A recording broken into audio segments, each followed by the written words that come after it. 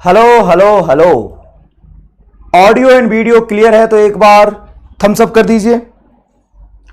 थोड़ा सा noise starting में आया होगा लेकिन अभी मुझे लगता है साउंड बहुत क्लियर होगा। हेलो हेलो हेलो सर, हो गया। चलिए, बीच में क्या हुआ था कि मेरे सिस्टम पे अपना ऐप ही ओपन नहीं हो पा रहा था, है ना, वेबसाइट ओपन नहीं हो पा रहा था, मैं कमेंट नहीं देख पा रहा था, फिर क्लास नहीं चल पा रही थी, फिर साउंड खराब हो गया, बहुत सारे प्रॉब्लम एक साथ आ गए थे। कोई दिक्कत नहीं है।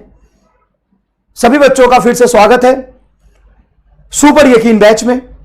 आज हम लोग एक नया चैप्टर स्टार्ट करने वाले हैं और उस चैप्टर का नाम है थर्मल प्रॉपर्टीज ऑफ मैटर।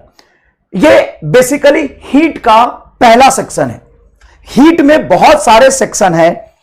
अगर मैं बात करूं हीट के बारे में तो हीट में बहुत सारे सेक्शन डिवाइडेड हैं और उसी के सब टॉपिक्स है। ये फिजिक्स के नई दुनिया में आपका स्वागत है जिसमें हम हीट के बारे में बात करेंगे। हीट मतलब ठंडे गर्म का एहसास। सबसे पहला सेक्शन है हीट का thermometry plus expansion. Thermometry plus expansion plus calorimetry, ये सारा सेक्शन हम कवर करेंगे थर्मल प्रॉपर्टीज ऑफ मैटर में। तो बेटा, थर्मल प्रॉपर्टीज ऑफ मैटर में सबसे पहले हम पढ़ेंगे थर्मोमेट्री, एक्सपेंशन एंड कैलोरीमेट्री। उसके बाद हम जाएंगे हीट ट्रांसफर पे। किस पे जाएंगे बेटा? हीट ट्रांसफर पे। हीट ट्रांसफर में हम पढ़ेंगे कंडक्शन, कन्वेक्शन और रेडिएशन।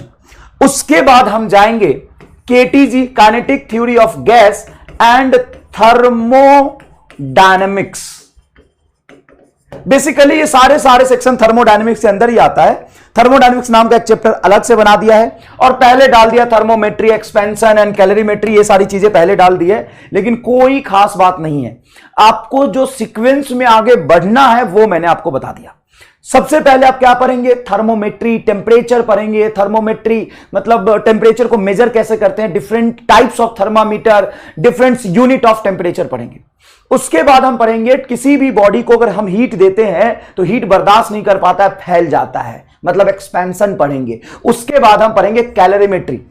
दो लिक्विड को अगर हम मिला दें तो उसके मिक्सचर का टेम्परेचर क्या हो जाएगा, उसको हम कहते हैं कैलोरीमेट्री। ठीक है साहब। उसके बाद पढ़ेंगे हम हीट ट्रांसफर। एक बॉडी से दूसरे बॉडी तक हीट ट्रांसफर के कितने मेथड हो सकते हैं। उसके बाद केटीजी एंड थर्मोडायनेमिक्स, लगभग इसमें 90% चीजें सेम ही होती है। तो केटीजी और थर्मोडायनेमिक्स में एक ही साथ पढ़ाता हूं। कुछ चीजें केटीजी में बच जाती है, जैसे root mean square speed, Maxwell Boltzmann distribution, mean free path, ये अलग से पढ़ाते हैं। नहीं तो चार्ल्स लॉ, बॉयल्स लॉ, ये सारे आपका आइसोथर्मल प्रोसेस, आइडियाबैटिक प्रोसेस, इन सब में एक इंक्लूड होके हम पढ़ा देते हैं आपको। ठीक है साहब? ठीक है, चलिए अब आगे बढ़ते हैं। तो आज के लेक्चर में हमारा गोल क्या है? आज के लेक्चर का हमारा गोल है कि हम पढ़ेंगे temperature and thermometry and thermal expansion. देखिए बेटा, टेम्परेचर के बारे में पढ़ेंगे, थर्मोमेट्री पढ़ेंगे और थर्मल एक्सपेंशन के बारे में हम पढ़ेंगे। फिर से वही चीजें मैंने लिख दी है कि हमारा पढ़ने का सीक्वेंस क्या होगा। ये बहुत इंपॉर्टेंट है, ये पहले आप लिख लीजिएगा। थर्मोमेट्री, एक्सपेंशन एंड कैलोरीमेट्री हम पहले सेक्शन में पढ़ेंगे। उसके बाद हम हीट पढ़ेंगे। उसके बाद केटीजी एंड थर्मोडायनेमिक्स पढ़ेंगे। तो हीट की दुनिया में फिर से आपका मैं स्वागत करता हूं और पहले गोल की तरफ हम बढ़ते हैं। उससे पहले हम थोड़े से नॉर्मल फिजिक्स के नेचर के बारे में बात कर लेते हैं। सबसे पहले हमने फिजिक्स में आपको क्या पढ़ाया था ये बताइए। सर सबसे पहले तो आपने बेसिक मैथ पढ़ाया था। हाँ ठीक है। उसके बाद मैंने यूनिट एंड डायमेंशन पढ़ाया था। असल फिजिक्स शुरू हुआ था काइनेमेटिक्स से। काइनेमेटिक्स में आपने पढ़ा क्या था? एक्चुअल में काइनेमेटिक्स में आपने किस चीज की पढ़ाई की थी? Sir study of motion is called kinematics without knowing the cause of motion. मेरा बात सुनिएगा ध्यान से। अब मैं इस तरीके से आपको थर्मोडायनेमिक्स के अंदर ले जाऊंगा, हीट के बारे में समझाऊंगा कि आपको एकदम ही चरम सुख की अनुभूति होगा। आपको लगेगा क्या बात कर दी सर, ये बात है क्या? हाँ, अब ध्यान से सुनना। सबसे पहले हमने क्या पढ़ा था? काइनेमेटिक्स मतलब फिजिक्स में स्टडी ऑफ मोशन और kinematical parameter. Like velocity, acceleration, displacement and time. किसी भी बॉडी के स्टेट को हम किस चीज से डिफाइन करते हैं? वेलोसिटी से डिफाइन करते हैं। ठीक है सर। उसके बाद क्या पढ़ा था सर? काइनेमेटिक्स। काइनेमेटिक्स क्या होता है? Sorry, dynamics. डायनेमिक्स क्या होता है sir? Dynamics is a study of cause of change in state of a body, that is force. ये हमने पढ़ा था। Study of cause of change in state of a body. Dynamics का मतलब ही होता है कि बॉडी की स्टेट को चेंज करने वाली फिजिकल क्वांटिटी के बारे में पढ़ना। सिंपल हम इसको ऐसे भी लिखते हैं, cause of motion. Cause of motion, study of cause of change in state is called force. ये हमने पढ़ा था। ठीक है साहब। अब मेरा एक छोटा सा सवाल है। मैंने एक बॉडी पे 10 न्यूटन का एक्सटर्नल फोर्स लगाया, तो मेरा सवाल है, is 10 newton force stored in a body? M mass के एक बॉडी पे अगर मैं 10 न्यूटन का फोर्स लगाऊं, तो ये 10 न्यूटन का फोर्स इस बॉडी में जाके स्टोर हो जाएगा क्या? ये मेरा सवाल है। अगर हां तो बोलिए यस, ना तो बोलिए सर नहीं, स्टोर नहीं होगा। फटाफट कमेंट करके बताइए। Is 10 newton force is going to be store in a body? Yes और नो? नहीं। अरे मैं इस ऑब्जेक्ट पे, इस बॉडी पे 10 न्यूटन का फोर्स अप्लाई किया, तो 10 न्यूटन का फोर्स इस पर लगाने से इसको 10 न्यूटन का फोर्स मैंने दिया, तो ये लेगा नहीं। कैसी बातें कर रहे हो? अगर मैं इसको 10 न्यूटन का फोर्स दूंगा तो ये लेगा नहीं, मना कर देगा लेने से, हैं? I have applied 10 Newton force on this object. I have given 10 Newton force to this object. Hence, 10 Newton force is stored in this body. 10 Newton force is stored in a body.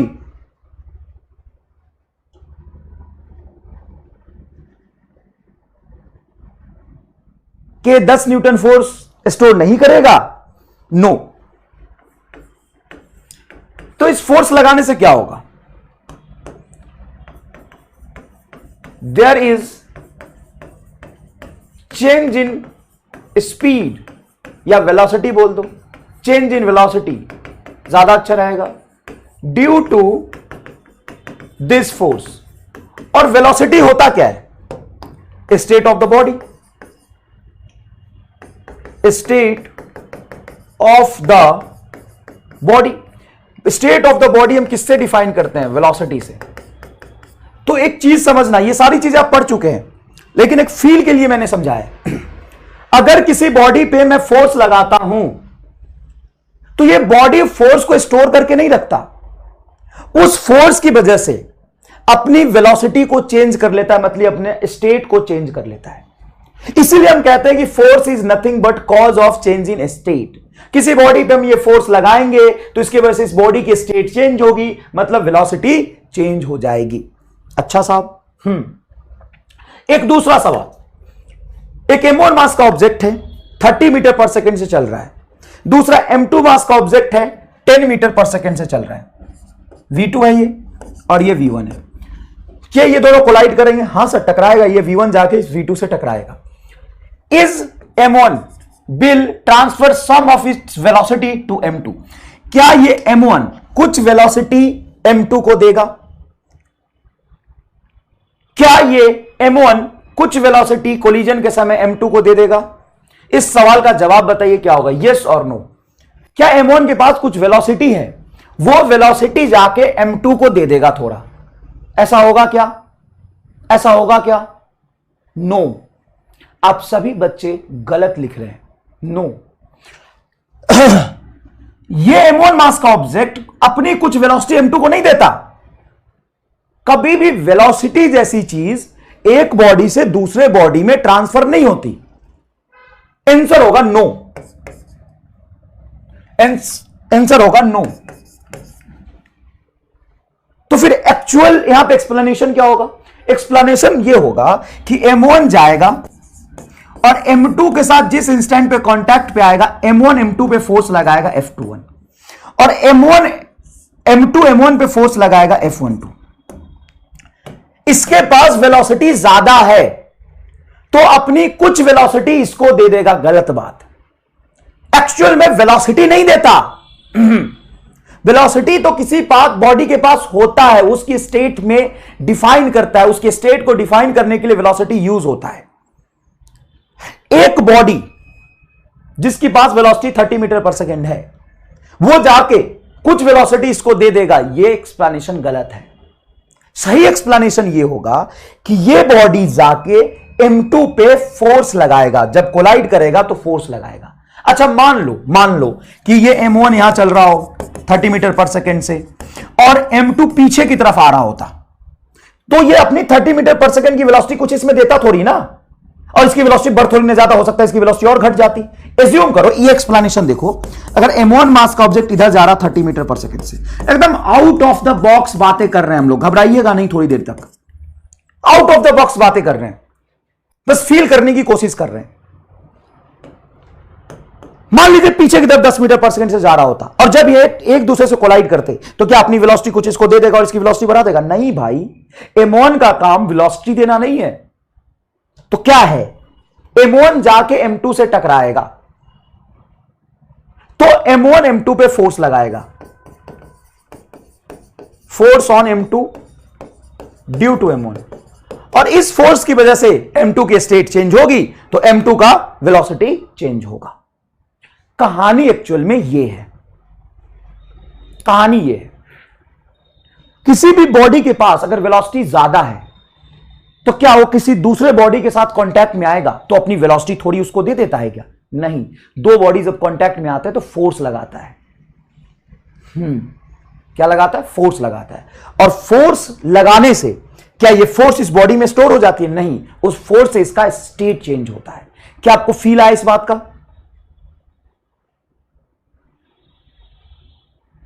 क्या इस बात का feel आया?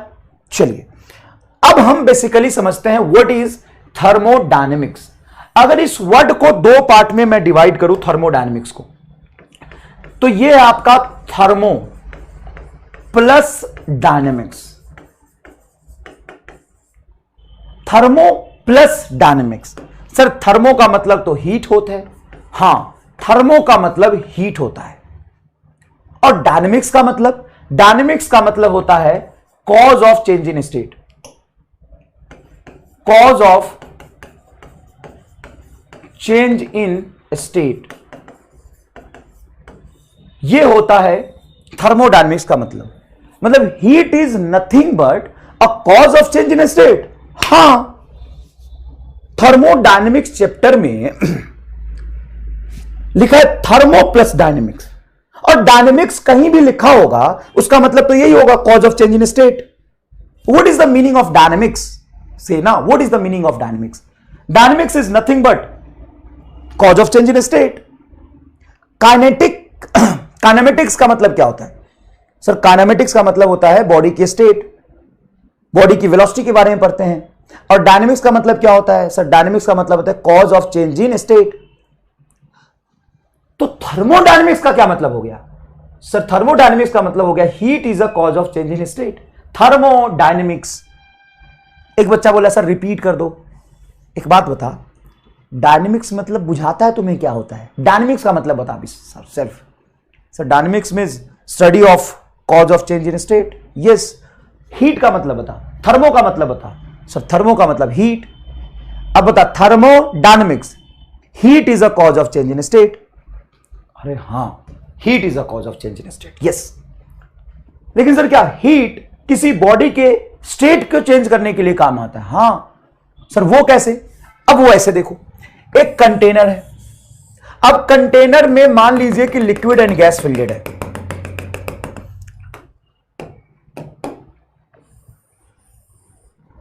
अब इस liquid and gas के state को हम डिफाइन करते हैं इसके वॉल्यूम से, कितने वॉल्यूम में ये लिक्विड फिल्डेड है या कितने वॉल्यूम में ये गैस फिल्डेड है। उसके बाद कितने प्रेशर पे फिल्डेड है और टेम्परेचर। मेनली ये तीन स्टेट होते हैं, पीवीटी बोल देता हूं, प्रेशर, वॉल्यूम और टेम्परेचर। सर इसके पास हीट कितना है ना? किसी भी बॉडी हीट को कंटेन करके नहीं रखता। जिस तरीके से कोई बॉडी फोर्स को कंटेन करके नहीं रखता, force is a cause of change in state and heat is a cause of change in state. किसी बॉडी को हम हीट देते हैं, heat is a form of energy which is always in a transit state. Transit का मतलब होता है विच is in a motion. एक बॉडी से दूसरे बॉडी को हम क्या देते हैं? हीट देते हैं। जैसे एक बॉडी दूसरे बॉडी पे फोर्स लगाता है, किसी बॉडी पे हम फोर्स लगाते हैं तो उसका स्टेट चेंज होता है, किसी बॉडी पे हम फोर्स लगाते हैं तो उसका स्टेट चेंज होता है। यहां पे किसी बॉडी को हम हीट देते हैं तो हीट देने से इसका स्टेट चेंज होगा, और स्टेट का मतलब क्या है? Pressure, volume and temperature. तो जब हम बॉडी को हीट देंगे तो ये अपनी स्टेट चेंज करेगा, और इसकी 3 स्टेट में है, प्रेशर, वॉल्यूम और टेम्परेचर। तो heat is nothing but cause of heat is nothing but cause of change in thermodynamics, dynamic state. और थर्मोडायनेमिक स्टेट किसी भी लिक्विड एंड गैस का हम डिफाइन करते हैं प्रेशर, वॉल्यूम एंड टेम्परेचर से। प्रेशर, वॉल्यूम एंड टेम्परेचर से। समझ में आया कि नहीं आया? देखो, किसी भी बॉडी को अगर हम हीट देंगे तो क्या वो बॉडी हीट स्टोर करके रख लेगी? If heat is given to the body, if heat is given to the body, then body will store that heat, then body will store that heat। बताइए ट्रू है कि फॉल्स है? बताइए true है कि फॉल्स है? आराम से सोच के बताइए, ट्रू है कि फॉल्स है? सोच के बताइए, फटाफट सोच के बताइए, सोच के बताइए। If heat is given to the body then body will store that heat. True कि फॉल्स? फटाफट बताइए, ट्रू कि फॉल्स? फॉल्स।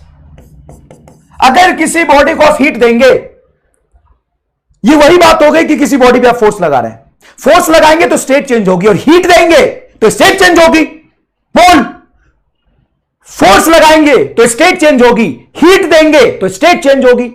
कोई भी बॉडी फोर्स को स्टोर नहीं करता, उसी तरीके से कोई बॉडी हीट को स्टोर नहीं करता।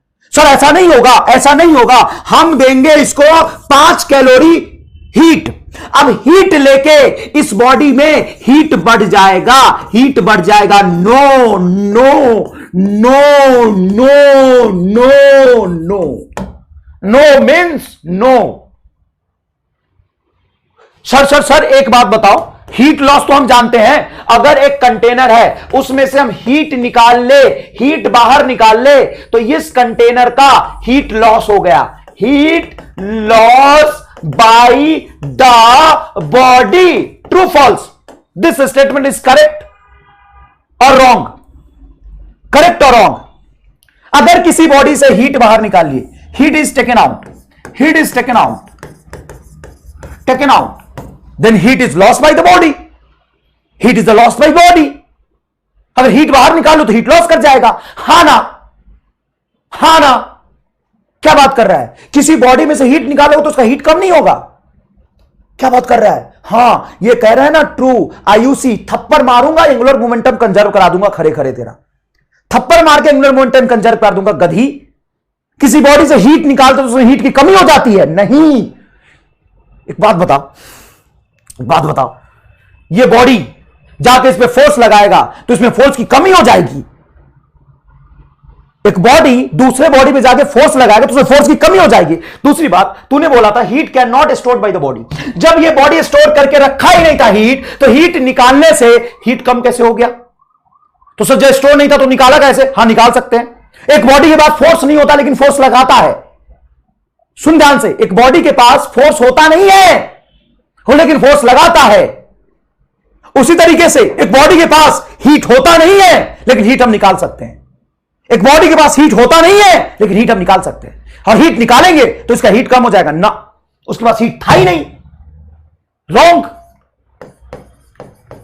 Wrong, 200% wrong.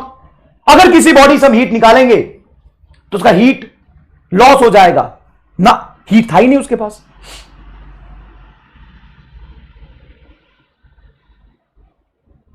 तो सर क्या होगा? अगर प्रेशर एंड वॉल्यूम कांस्टेंट तो इसका टेम्परेचर डाउन होगा, इसका स्टेट चेंज होगा।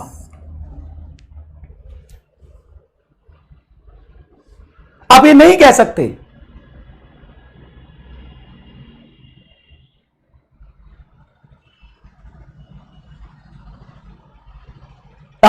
सकते heat is lost by the body, या ये नहीं कह सकते heat is decreased in a body.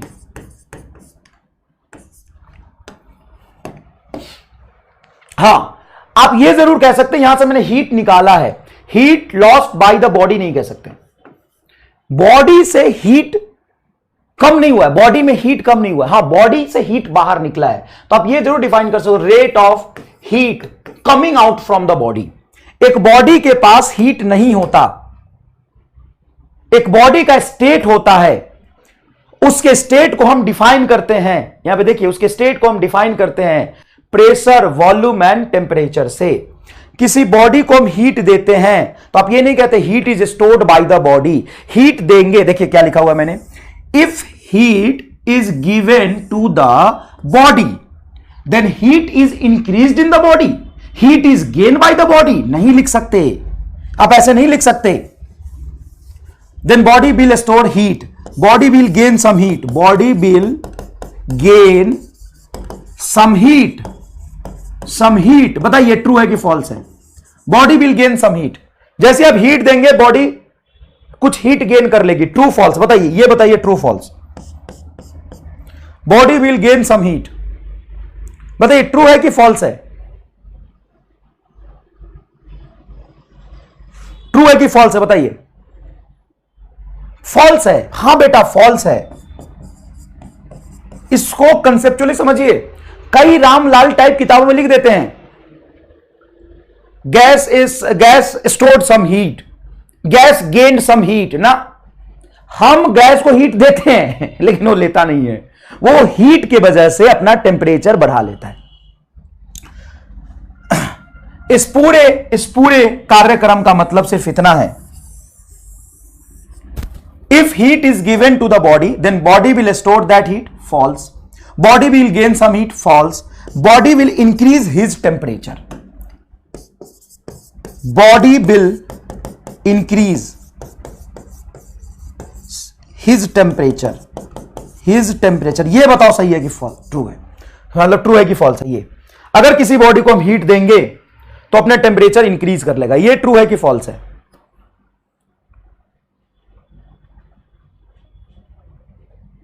ये क्या है?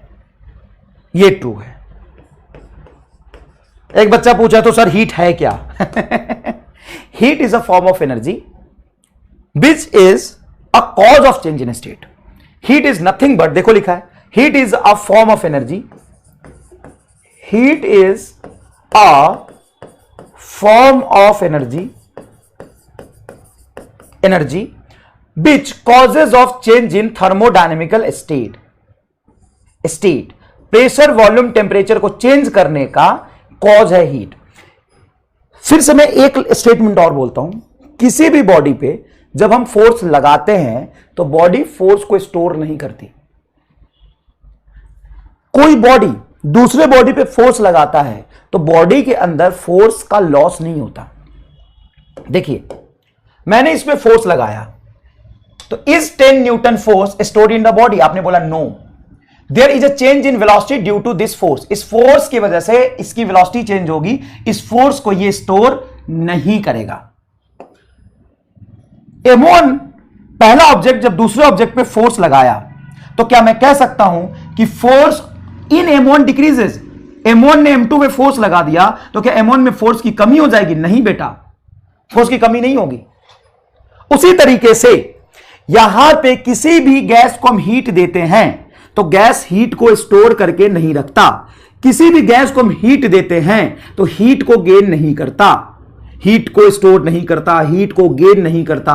तो क्या होता है, हीट देने से अपनी थर्मोडायनेमिकल स्टेट चेंज कर लेता है, जैसे प्रेशर, वॉल्यूम, टेम्परेचर को चेंज कर लेता है। इसलिए हम कहते हैं heat is a form of energy, causes of change in thermodynamical state.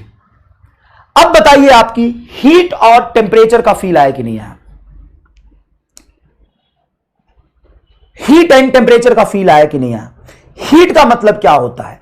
Heat का मतलब होता है एक एनर्जी का फॉर्म जो हम किसी बॉडी को देते हैं, या हम किसी बॉडी से निकाल सकते हैं। हम किसी बॉडी से निकाल भी सकते हैं, हीट इज टेकन आउट। हम किसी बॉडी को दे सकते हैं और किसी बॉडी से हम निकाल सकते हैं। तो क्या हीट बॉडी में स्टोर नहीं होती? नहीं। तो निकाला कैसे आपने? हम जब भी कोई बॉडी से हम हीट निकालेंगे तो उसकी टेम्परेचर कम हो जाएगी, उसकी स्टेट चेंज हो जाएगी। और किसी बॉडी को हम हीट देंगे तो उसकी स्टेट चेंज हो जाएगी, टेम्परेचर बढ़ जाएगी। हां, समझ आया कि नहीं? Temperature decreases, heat is decreases in the body, wrong. Heat कभी भी बॉडी से डिक्रीज नहीं होती। तो अब आइए हीट और टेम्परेचर का बढ़िया सा डेफिनेशन बनाते हैं। Heat is a energy which is in flow from one body to other body. Heat एक बॉडी से दूसरे बॉडी में फ्लो करती है ड्यू टू टेम्परेचर डिफरेंस। जैसे मान लीजिए इसका टेम्परेचर है कुछ T1 और इसका टेम्परेचर है T2। आप कहते हो कि T1 ज्यादा है T2 से, तो होगा क्या, यह बॉडी कुछ हीट देगा T2, तो आप कहेंगे कि यहां से हीट निकला और इसमें हीट चला गया। अब इसमें हीट आने से इफेक्ट क्या होगा हीट का? जब ये हीट लेगा तो क्या इसके पास हीट बढ़ जाएगी? नहीं, हीट आने से इसका टेम्परेचर बढ़ेगा, और हीट यहां से निकला इसलिए इसका टेम्परेचर डाउन हो जाएगा। यह होगा effect of transfer of heat. Effect of transfer of heat, effect of transfer of heat, effect of transfer of heat. Temperature इसका डाउन हो जाएगा, इसका टेम्परेचर बढ़ जाएगा। क्या यह बात फील आया? यह जो मैंने समझाया वो बताइए। Heat is a form of energy which flows from one body to other body due to temperature difference. जिसका टेम्परेचर बहुत ज्यादा है तो हीट वहां से निकलेगा, टेकन आउट हो जाएगा, और दूसरे कॉन्टैक्ट में जिस बॉडी के आपने रखा है उसमें हीट चला जाएगा। इसका कतई मतलब नहीं है कि इसमें हीट जाने की वजह से इसका हीट बढ़ जाएगा, नहीं, हीट जाने से इसका टेम्परेचर बढ़ेगा, और जहां से हीट निकला उसका टेम्परेचर डाउन हो जाएगा। यहां पे लिखा है मैंने, हीट का ऐसा यूनिट होता है joule, and heat is nothing but देखिए कितना बढ़िया लिखा है, cause of change in temperature. Heat is nothing but cause of change in temperature. Heat किसी भी बॉडी के पास स्टोर नहीं होती, इसलिए हम कहते हैं कि heat can not define it state, it not defined state of the body. Heat body के स्टेट को डिफाइन नहीं करती है। It can not stored by the body, it can not stored by the body, it can not use to define state of the body. It is the cause of change in temperature. साहब temperature क्या है? Measure of hotness and coldness is called temperature. It define physical state of a matter. किसी भी matter का physical state हम define करते हैं। इसकी टेम्परेचर अभी T1 है, थोड़ी देर बाद इसकी टेम्परेचर T2 हो जाएगी, ये हम डिफाइन करते हैं। इसका यूनिट होता है बेटा केल्विन, ऐसा यूनिट है इसका केल्विन। बाकी जो degree Celsius, Fahrenheit and Rankine, ये सारे इसके प्रैक्टिकल यूनिट है, सीजीएस यूनिट नहीं है। जैसे मिनट, आवर, टाइम का प्रैक्टिकल यूनिट है, उसी तरीके से ये इसका सीजीएस यूनिट है। देखिए फिर से मैंने यहां बनाया, एक बॉडी पे मैंने फोर्स लगाया तो इसकी वेलोसिटी बढ़ेगी, एक बॉडी को मैंने हीट दिया तो इसकी टेम्परेचर बढ़ेगी। क्या आपको बहुत अच्छे से फील आ गया बेटा? हां, मैं मानता हूं कि मैंने थोड़ा धीरे पढ़ाया, हो सकता है मैंने 20 से 25 मिनट ले लिया, लेकिन हीट और टेम्परेचर का फील दिलाया कि नहीं दिलाया पूरा? सिंपल एज हीट चेंज करता है टेम्परेचर को, बिल्कुल सही बात है। अब सबसे बड़ा चैलेंज कि हम टेम्परेचर को मेजर कैसे करेंगे। कांटेक्ट की जरूरत होगी या नहीं होगी, हम हीट ट्रांसफर में पढ़ेंगे, है ना। उसका सेक्शन अलग है कि हीट ट्रांसफर हम कैसे कर सकते हैं। हीट ट्रांसफर हम कैसे कर सकते हैं उसका एक अलग सेक्शन है, हम पूरा फील दिला के आपको पढ़ाएंगे, चिंता मत करिए। अब सुनिए, टेम्परेचर को मेजर कैसे करेंगे। तो बहुत समय पहले, बहुत सालों पहले टेम्परेचर को मेजर करने का चैलेंज हर कंट्री में था, है ना। ब्रिटेन में था, यूएस में था, इंडिया में था, युगांडा में था, हर जगह था। सब जगह साइंटिस्ट स्ट्रगल कर रहे थे कि कौन से टेम्परेचर पे आइस मेल्ट होता है या आइस फ्रीज होता है, फ्रीजिंग पॉइंट, मेल्टिंग पॉइंट, और वाटर कौन से टेम्परेचर पे बॉयल होता है। Most common sensation of temperature, hotness और coldness, most common sensation of hotness and coldness क्या होगा? Most common sensation sir, ice का फ्रीज होना या आइस का मेल्ट होना या वाटर का बॉयल होना, यही तो मोस्ट कॉमन टेम्परेचर है। तो दुनिया के अलग अलग कंट्री में लोग अलग अलग इसको मेजर करने की कोशिश कर रहे थे। एक था केल्विन नाम का साइंटिस्ट जो किसी और कंट्री में रहता था। उसने जिस टेम्परेचर पे आइस मेल्ट हो रहा था उसको बोला 273 केल्विन। यह है melting point of ice, melting point of ice, इसको बोलते हैं LFP, लोअर फिक्स्ड पॉइंट। मुझे यह बताओ उसने 273 केल्विन क्यों नाम दिया?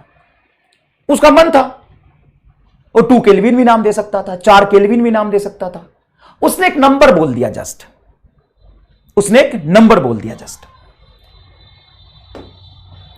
और जिस टेम्परेचर पे वाटर बॉयल हो जा रहा था, इसको कहते हैं boiling point, boiling point of water. Sir water को ही क्यों बॉयल किया? मरकरी को क्यों नहीं बॉयल किया? ग्रीस को क्यों नहीं बॉयल किया? तो साहब मरकरी और ग्रीस को ट्रीट करना मुश्किल है। Mercury and grease easily available नहीं था। मोस्ट कॉमन लिक्विड क्या हो सकता है जो गरीब से गरीब देश में भी इजिली अवेलेबल हो? साहब रामलाल तो अपना काम पानी से चलाता है, गरीब देश है उसके पास। तो मोस्ट कॉमन लिक्विड क्या होगा? वाटर। कभी सोचा तुमने कि boiling point and freezing point water के लिए क्यों डिफाइन करता है? फ्रीजिंग पॉइंट मरकरी के लिए भी डिफाइन कर सकता है, हीलियम गैस के लिए, अलग अलग गैस, अलग अलग लिक्विड होगा। वाटर ही क्यों लिया? वाटर इजिली अवेलेबल है, फ्री में हर जगह अवेलेबल है, मोस्ट कॉमन है इसीलिए। तो बॉइलिंग पॉइंट ऑफ वाटर को नाम दे दिया 373 केल्विन। इसको कहते हैं UFP, अपर फिक्स्ड पॉइंट। और अर्थ पे जो टेम्परेचर कॉमनली अवेलेबल है वो कितना है? Lower fixed point melting point से लेकर के बॉइलिंग पॉइंट के बीच में ही अवेलेबल है। तो ज्यादातर हमें इसी टेम्परेचर को मेजर करना होता है, इसलिए हमने बोला कि इससे और इसके बीच में ही टेम्परेचर मेजर करना, इससे ज्यादा टेम्परेचर होता भी नहीं है, होगा तो अपन इसी के प्रोपोर्शन में देख लेंगे। समझ में आ गया? एक बोला नहीं सर 0 केल्विन में वॉल्यूम 0 हो जाएगा, ज्यादा पढ़ लिया है क्या बे? 273 को 273 क्यों बोला? इसको 473 क्यों नहीं बोला? मैं तो ये समझा रहा हूं, गधा कहेंगे, जूता निकाल के मारूंगा, तेज मत बन। कुछ भी 0 केल्विन, 0 सेल्सियस, ये सब क्यों बोला? अपने मन में डिजिट क्यों बोला? 0 सेल्सियस में सेल्सियस स्केल में लोअर फिक्स पॉइंट होता है 0 डिग्री सेल्सियस एंड अपर होता है 100 डिग्री सेल्सियस। अब 0 से 100 डिग्री सेल्सियस ही नाम क्यों दिया? ये 0 से 50 ही क्यों नहीं दिया? अब बॉइलिंग पॉइंट को 50 डिग्री सेल्सियस क्यों नहीं बोला? बता, इसका कोई रीजन है क्या तुम्हारे पास? इसका कोई रीजन है क्या तुम्हारे पास? 50 डिग्री सेल्सियस ही क्यों बोला?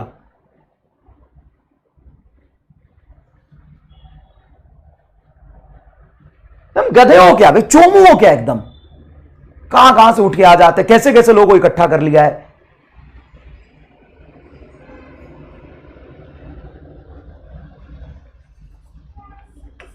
डिग्री सेल्सियस उसने टेम्परेचर को एक नाम दिया, उस सेंसेशन को नाम दिया जहां पे वाटर, जिस सेंसेशन पे, जिस टेम्परेचर पे वाटर बॉयल हो जाता है।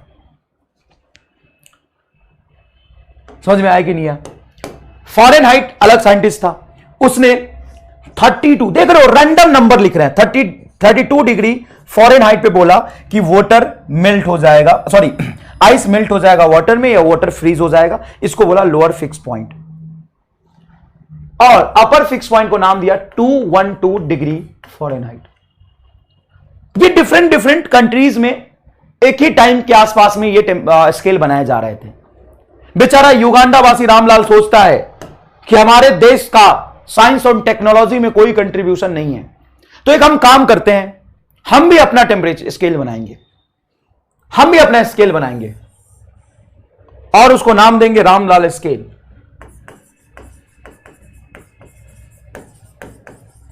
और जिस सेंसेशन पे आइस मेल्ट होता है, जिस टेम्परेचर पे, जिस कोल्डनेस पे आइस मेल्ट होता है, जिसको सेल्सियस ने 0 डिग्री सेल्सियस बोला, केल्विन ने 273 केल्विन बोला, फ़ारेनहाइट ने 32 डिग्री फ़ारेनहाइट बोला, इसको बोला कि हम इसको नाम देंगे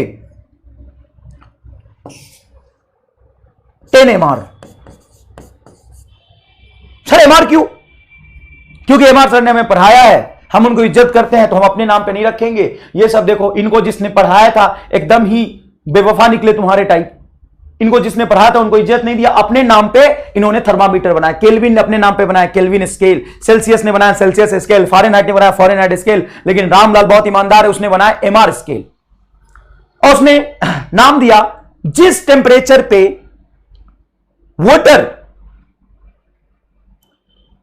आइस में कन्वर्ट होगा उसको बोला 10 MR, और जिस टेम्परेचर पे आइस बॉयल होगा उसको बोला 60 MR। और इसको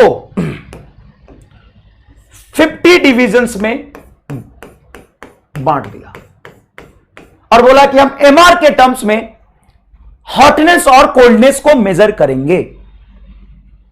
अब तुम्हें बुखार होगा, अब बुखार मेजर करके बताओ कितना MR तुमको बुखार है।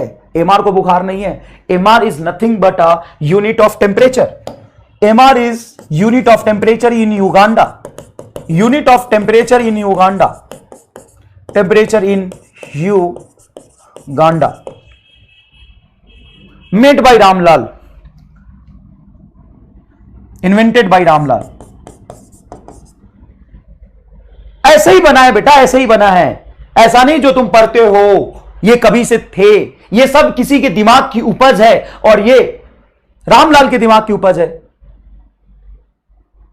अब देखो, इसने बोला कि मैं अपने स्केल को 100 पार्ट में डिवाइड करूंगा, तो इसने अपने स्केल को 100 पार्ट में डिवाइड कर दिए। इसने बोला मैं भी 100 में करूंगा, मैं भी 100 में करूंगा, मैं भी 100 में करूंगा। फ़ारेनहाइट बोला कि नहीं, मैं 180 पार्ट्स में डिवाइड करूंगा, 180 पार्ट्स में डिवाइड करूंगा। इसने छोटे छोटे छोटे छोटे छोटे छोटे छोटे छोटे पार्ट्स बनाए। इसने बोला मैं 50 पार्ट्स में डिवाइड करूंगा, सबकी अपनी अपनी चॉइस है। 10 MR से 60 MR 50 पार्ट्स में डिवाइड किया। ठीक है साहब। अब मान लो इंडिया में टेम्परेचर है अभी T डिग्री सेल्सियस, ब्रिटेन में है X केल्विन, T केल्विन बोल देता हूं या X केल्विन बोल दे, यहां पे है Y फ़ारेनहाइट, कुछ भी नाम दे रहा हूं मैं, Z फ़ारेनहाइट, और यह है तुम्हारा PMR। ये किसी एक सेंसेशन को हमने नाम दिया है, मतलब किसी एक ही टेम्परेचर T को, T डिग्री सेल्सियस को, जिसको डिग्री सेल्सियस में T डिग्री सेल्सियस मेजर करा, उसी को इसने Z डिग्री फ़ारेनहाइट मेजर किया, इसने X केल्विन मेजर किया। और डिग्री केल्विन में नहीं लगता, ये X केल्विन होगा, डिग्री फ़ारेनहाइट डिग्री सेल्सियस होता है, और ये PMR मेजर किया। तो डिफरेंट डिफरेंट टेम्परेचर स्केल के बीच में कुछ रिलेशन भी होगा क्या? हाँ, रिलेशन होगा। सर रिलेशन कैसे डिफाइन करेंगे? रिलेशन देखिए कैसे डिफाइन करेंगे, ध्यान से देखिए रिलेशन कैसे डिफाइन करेंगे।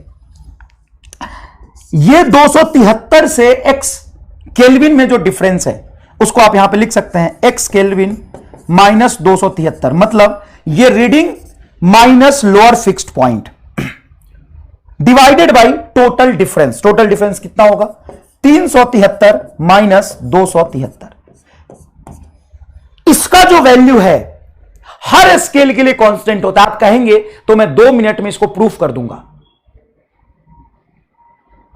टेम्परेचर एक बट वैल्यू अलग। हाँ बेटा, क्योंकि अलग अलग यूनिट है, अलग अलग नाम दिया, जैसे इसको 32 दिया है और ये 212 दिया है, तो 32 और 212 के बीच में कोई रीडिंग होगा ना, तो टेम्परेचर का सेंसेशन तो वही है, लेकिन ये जो रीडिंग होगा 32 से 212 के बीच में कुछ जेड होगा।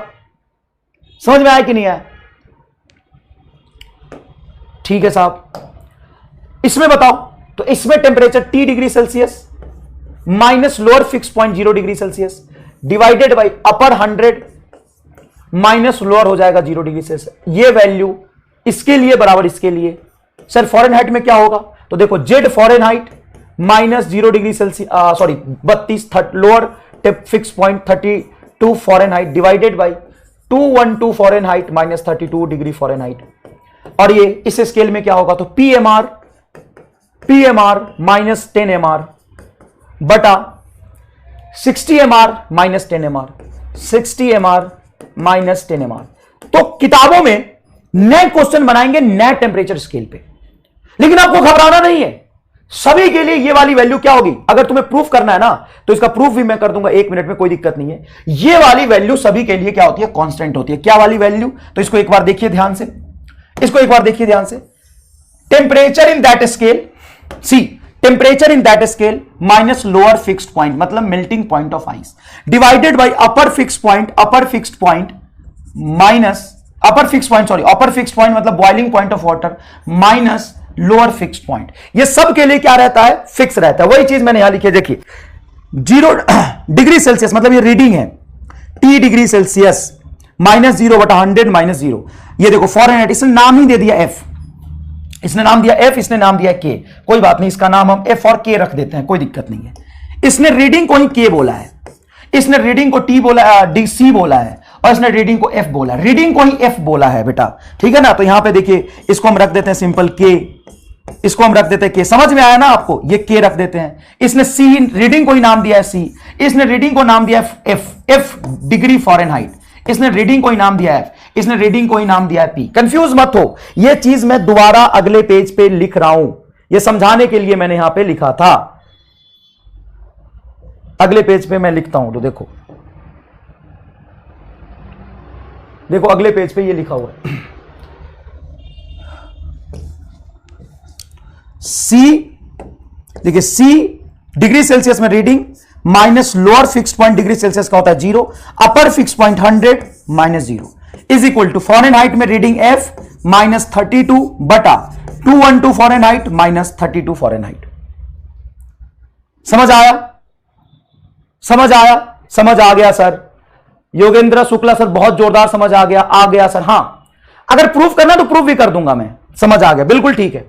नेक्स्ट देखिए, केल्विन में बोलिए sir K minus 273 divided by 373 minus 273 is equal to MR में बोलिए, तो ये था आपका P minus 10 MR, lower fix point बोलिए 10 MR is equal divided by 60 MR minus 10 MR is equal to constant. अगर कोई नया भी स्केल बनाया जाएगा तो इसी प्रिंसिपल को फॉलो करेगा। इसका प्रूफ आपके काम नहीं आएगा, लेकिन अगर चाहिए तो मैं प्रूफ कर देता हूं, कोई दिक्कत नहीं है। अब सुनो, एक्चुअल में हम टेम्परेचर किसी सेंसेशन को नाम तो दे रहे हैं, kelvin, Celsius, Fahrenheit, MR, PMR, लेकिन इसको मेजर तो किसी तरीके से करेंगे, इंस्ट्रूमेंट से करेंगे। अब वो इंस्ट्रूमेंट कैसा होगा? तो इंस्ट्रूमेंट बेटा थर्मल एक्सपेंशन पे होता है। जैसे मान लो कोई मैं मरकरी या कुछ भी फिल कर देता हूं इसके अंदर, है ना, कुछ भी फिल कर देता हूं इसको अंदर, और इसको फिल करने के बाद मैं ये देखता हूं कि 0 डिग्री सेल्सियस पे उसका लेंथ कितना था। ठीक है बेटा, है ना, इसका प्रूफ कर देता हूं, आगे भी काम आएगा। नो नीड टू प्रूफ, चलो हटाओ, तो इसकी प्रूफ की कोई जरूरत नहीं, चलो हटाओ, ठीक है, कोई खास बात नहीं, क्योंकि इस पे प्रूफ पे कोई सवाल नहीं बनेगा। सवाल बनेगा तुम्हारा इसी फॉर्मूले पे, और ये फॉर्मूला अगर आपको याद होगा तो आप हर एक सवाल बहुत आराम से कर लेंगे। प्रूफ की कोई जरूरत सच में नहीं है, नो नीड टू प्रूफ, ठीक है, प्रूफ की जरूरत नहीं। क्योंकि देखो, जैसे मान लो कि तुम कोई फिजिक्स पढ़ रहे हो, अब उस फिजिक्स में तुमने फॉर्मूला पढ़ा, एग्जाम में सवाल तो उस फॉर्मूले पे आएगा ना, प्रूफ तो बहुत ज्यादा लेंथी हो जाएगा, उसकी कोई जरूरत नहीं है। आपको यह फॉर्मूला याद रखना है। बताओ एक बार और मैं इसी फॉर्मूला को समझा देता हूं। किसी भी स्केल में क्या याद रखना है आपको, किसी भी स्केल में आपको यह याद रखना है उस स्केल की रीडिंग देखिए reading minus lower fix point बटा upper fix point minus lower fix point is equal to constant. बस ये याद रखना। ये कितने लोगों को याद हो गया बताइए? इसको मार रट्टा है ना, ये एमआर स्टार नहीं, एमआर स्टार अलग सोच होता है, ये मार रट्टा है, एमआर रट्टा। इसे हमें याद रखना है साहब, इसे हमें क्या करना है? याद रखना है, इसे हमें याद रखना है। अब मैं एक बार और बता देता हूं, डिग्री सेल्सियस में सी माइनस, डिग्री सेल्सियस में लोअर फिक्स पॉइंट कितना होता है? 0। अपर फिक्स पॉइंट कितना होता है? 100। लोअर फिक्स पॉइंट कितना होता है? 0। केल्विन में रीडिंग मान लो के है, लोअर फिक्स पॉइंट 273 बटा upper fix point 373 minus 273 kelvin में, ये है ना, इसका यूनिट केल्विन लिख सकते हैं, यूनिट केल्विन लिख सकते हैं। फॉरेनहाइट में क्या है? रीडिंग फॉरेनहाइट माइनस 32 बटा 212 माइनस 32। एमआर में क्या है? रामलाल स्केल में क्या है? तो रामलाल स्केल में है सर पीएमआर, या इसका यूनिटी बोल दो, पी लिख दो, पी माइनस 10 एमआर। ये रीडिंग है बेटा, ये एमआर स्केल में रीडिंग है पी बटा 60 एमआर माइनस 10 एमआर। क्या ये याद हो गया? फटाफट एक बार थम्स अप करके बता दीजिए हाँ सर याद हो गया। तो हम इस पे आगे बढ़ते हैं। हाँ, रीडिंग माइनस लोअर बटा अपर माइनस लोअर। सर ये अपर माइनस लोअर कैसे याद रहेगा? निगेटिव नहीं आना चाहिए वैल्यू। तो इधर तो लोअर रीडिंग अपर, एक बार और चमका, reading lower upper lower, reading lower upper lower, reading lower upper lower, reading lower upper lower. अब बता क्या चाहिए? ठीक है, अब हमें डिफरेंट स्केल में रिलेशन समझना होगा, है ना। ये सारे बराबर है। अब जब ये सारे बराबर हैं तो हम एक बार डिग्री सेल्सियस और केल्विन में रिलेशन देख लेते हैं, एक बार इन दोनों में देख लेंगे, एक बार इन दोनों में देख लेंगे, एक बार इसमें देख लेंगे, है ना बेटा। तो अब हम रिलेशन देखते हैं फॉरेनहाइट एंड सेल्सियस में। हम रिलेशन देखते हैं फॉरेनहाइट एंड सेल्सियस में। तो देखिए बेटा, ये आपका फॉरेनहाइट और ये आपका सेल्सियस, इन दोनों में रिलेशन देखते हैं। तो बताइए क्या लिखा था आपने? सर C माइनस 0 बटा 100 माइनस 0। तो 0 से तो कोई मतलब ही नहीं है।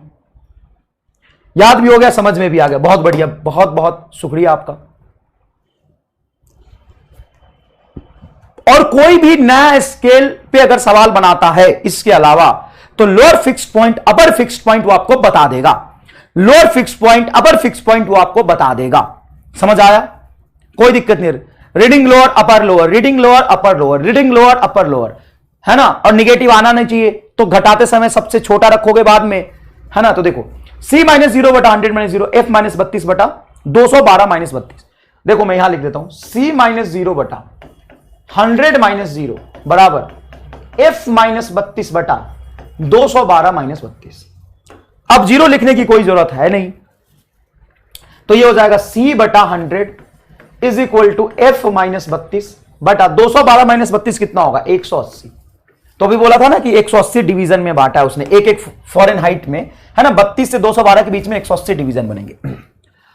तो सर इसको कैंसिल करोगे 20 से, तो ये 5 हो जाएगा और ये 9 हो जाएगा। तो 9 को यहां ले आओ, तो 9C बराबर 5F माइनस 5 से इसको मल्टीप्लाई करोगे तो कुछ 160 आ जाएगा। ठीक है, या ऐसे रहने दो ना, 5 बाहर ही रहने दो। यह एक काम करो, 5 को इधर लाओ, तो C बराबर हो जाएगा 5, नीचे है 9, 5/9 F माइनस 32। ये डिफरेंट तरीका हो गया लिखने का। ये क्या हो गया? डिफरेंट तरीका हो गया लिखने का। अगर 9 को अंदर ले जाओगे तो ये हो जाएगा 5F/9 माइनस 5 मल्टीप्लाई 32 160 बटा 9। तो ये हो गया तुम्हारा relation, C is equal to 5F/9 minus 160/9। अगर आप डिग्री सेल्सियस एंड फॉरेनहाइट के रीडिंग के बीच में ग्राफ बनाएंगे, तो बेटा ये graph y is equal to mx plus C के इक्वेशन से ही तो बनाएंगे। क्योंकि आप देखें तो फॉर्मूले में c का पावर भी 1 है और फॉरेनहाइट का भी पावर 1 है, मतलब ग्राफ कैसा बनेगा? लीनियर बनेगा। तो जितने भी स्केल बनाए गए वो सारे लीनियर स्केल बनाए गए हैं। सारे के सारे कैसे बनाए गए हैं? लीनियर स्केल बनाए गए हैं। देखिए लीनियर रिलेशन ही तो है, देखिए ना बेटा, c is equal to 5F/9 160/9। इस तरह के रिलेशन को हम लीनियर क्यों कहते हैं? क्योंकि ये C प्रोपोर्शनल टू F है। सी प्रोपोर्शनल टू एफ स्क्वायर होता तो उसको हम पैराबोलिक कहते हैं, नॉन लीनियर कहते हैं। ये लीनियर रिलेशन है। ग्राफ बताइए कैसा बनेगा। तो इसका स्लोप देखेंगे, देखिए y एक्सिस पे c और x एक्सिस पे f, तो x का मल्टीप्लायर ही आपका स्लोप है, तो स्लोप हो गया आपका 5/9, जिसको आप tan थीटा से रिप्रेजेंट करेंगे। और इंटरसेप्ट आप देखेंगे तो निगेटिव है, -160/9। तो ग्राफ कैसा बनेगा एक बार सोच के बताइएगा प्लीज। ग्राफ कैसा बनेगा एक बार सोच के बताइएगा प्लीज। ग्राफ कैसा बनी, कैसा बनी, कैसन बनी ग्राफ, आहो दादा कैसन बनी बताइए। तो ग्राफ क्या ऐसा बनेगा? अगर मैंने सही बनाया तो फटाफट थम्स अप कर दीजिए स्पीड ऑफ लाइट से। अगर मैंने सही बनाया तो फटाफट थम्स अप कर दीजिए स्पीड ऑफ लाइट से। यस सही है, क्योंकि इंटरसेप्ट देखिए निगेटिव है, यहां पे c इज इक्वल टू 160/9 और देखिए स्लोप tan थीटा 90 से कम एंगल बना रहा है तो स्लोप पॉजिटिव होना चाहिए, यहां पे स्लोप पॉजिटिव ही है 5/9।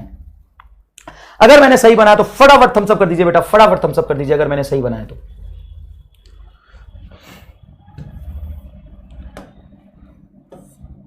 इसको मैं कॉपी कर लेता हूं नेक्स्ट पेज के लिए और यहां पे वापस आ जाता हूं। अगर मैंने ग्राफ सही बनाया तो फटाफट थम्स अप करिए प्लीज। हाँ एकदम सही है। तो इस ग्राफ को हमें याद रखना है क्या? ना सर क्यों नहीं याद रखना? अगर सवाल एग्जाम में पूछ दिया तो अरे बकलोल क्या तुम्हें ये याद है? हाँ तो ये याद है तो 2 लाइन सॉल्व करके इक्वेशन बना के ग्राफ प्लॉट करो ना यार, इसको याद थोड़ी ना रखना है। अच्छा एक चीज ध्यान जरूर रखना है कि ग्राफ C वर्सेस F का है। अगर ग्राफ F वर्सेस C का होगा तो कैसा होगा, F वर्सेस C का होगा तो कैसा होगा। तो देखिए प्लीज, ये रिलेशन था, हाँ सर ये रिलेशन था।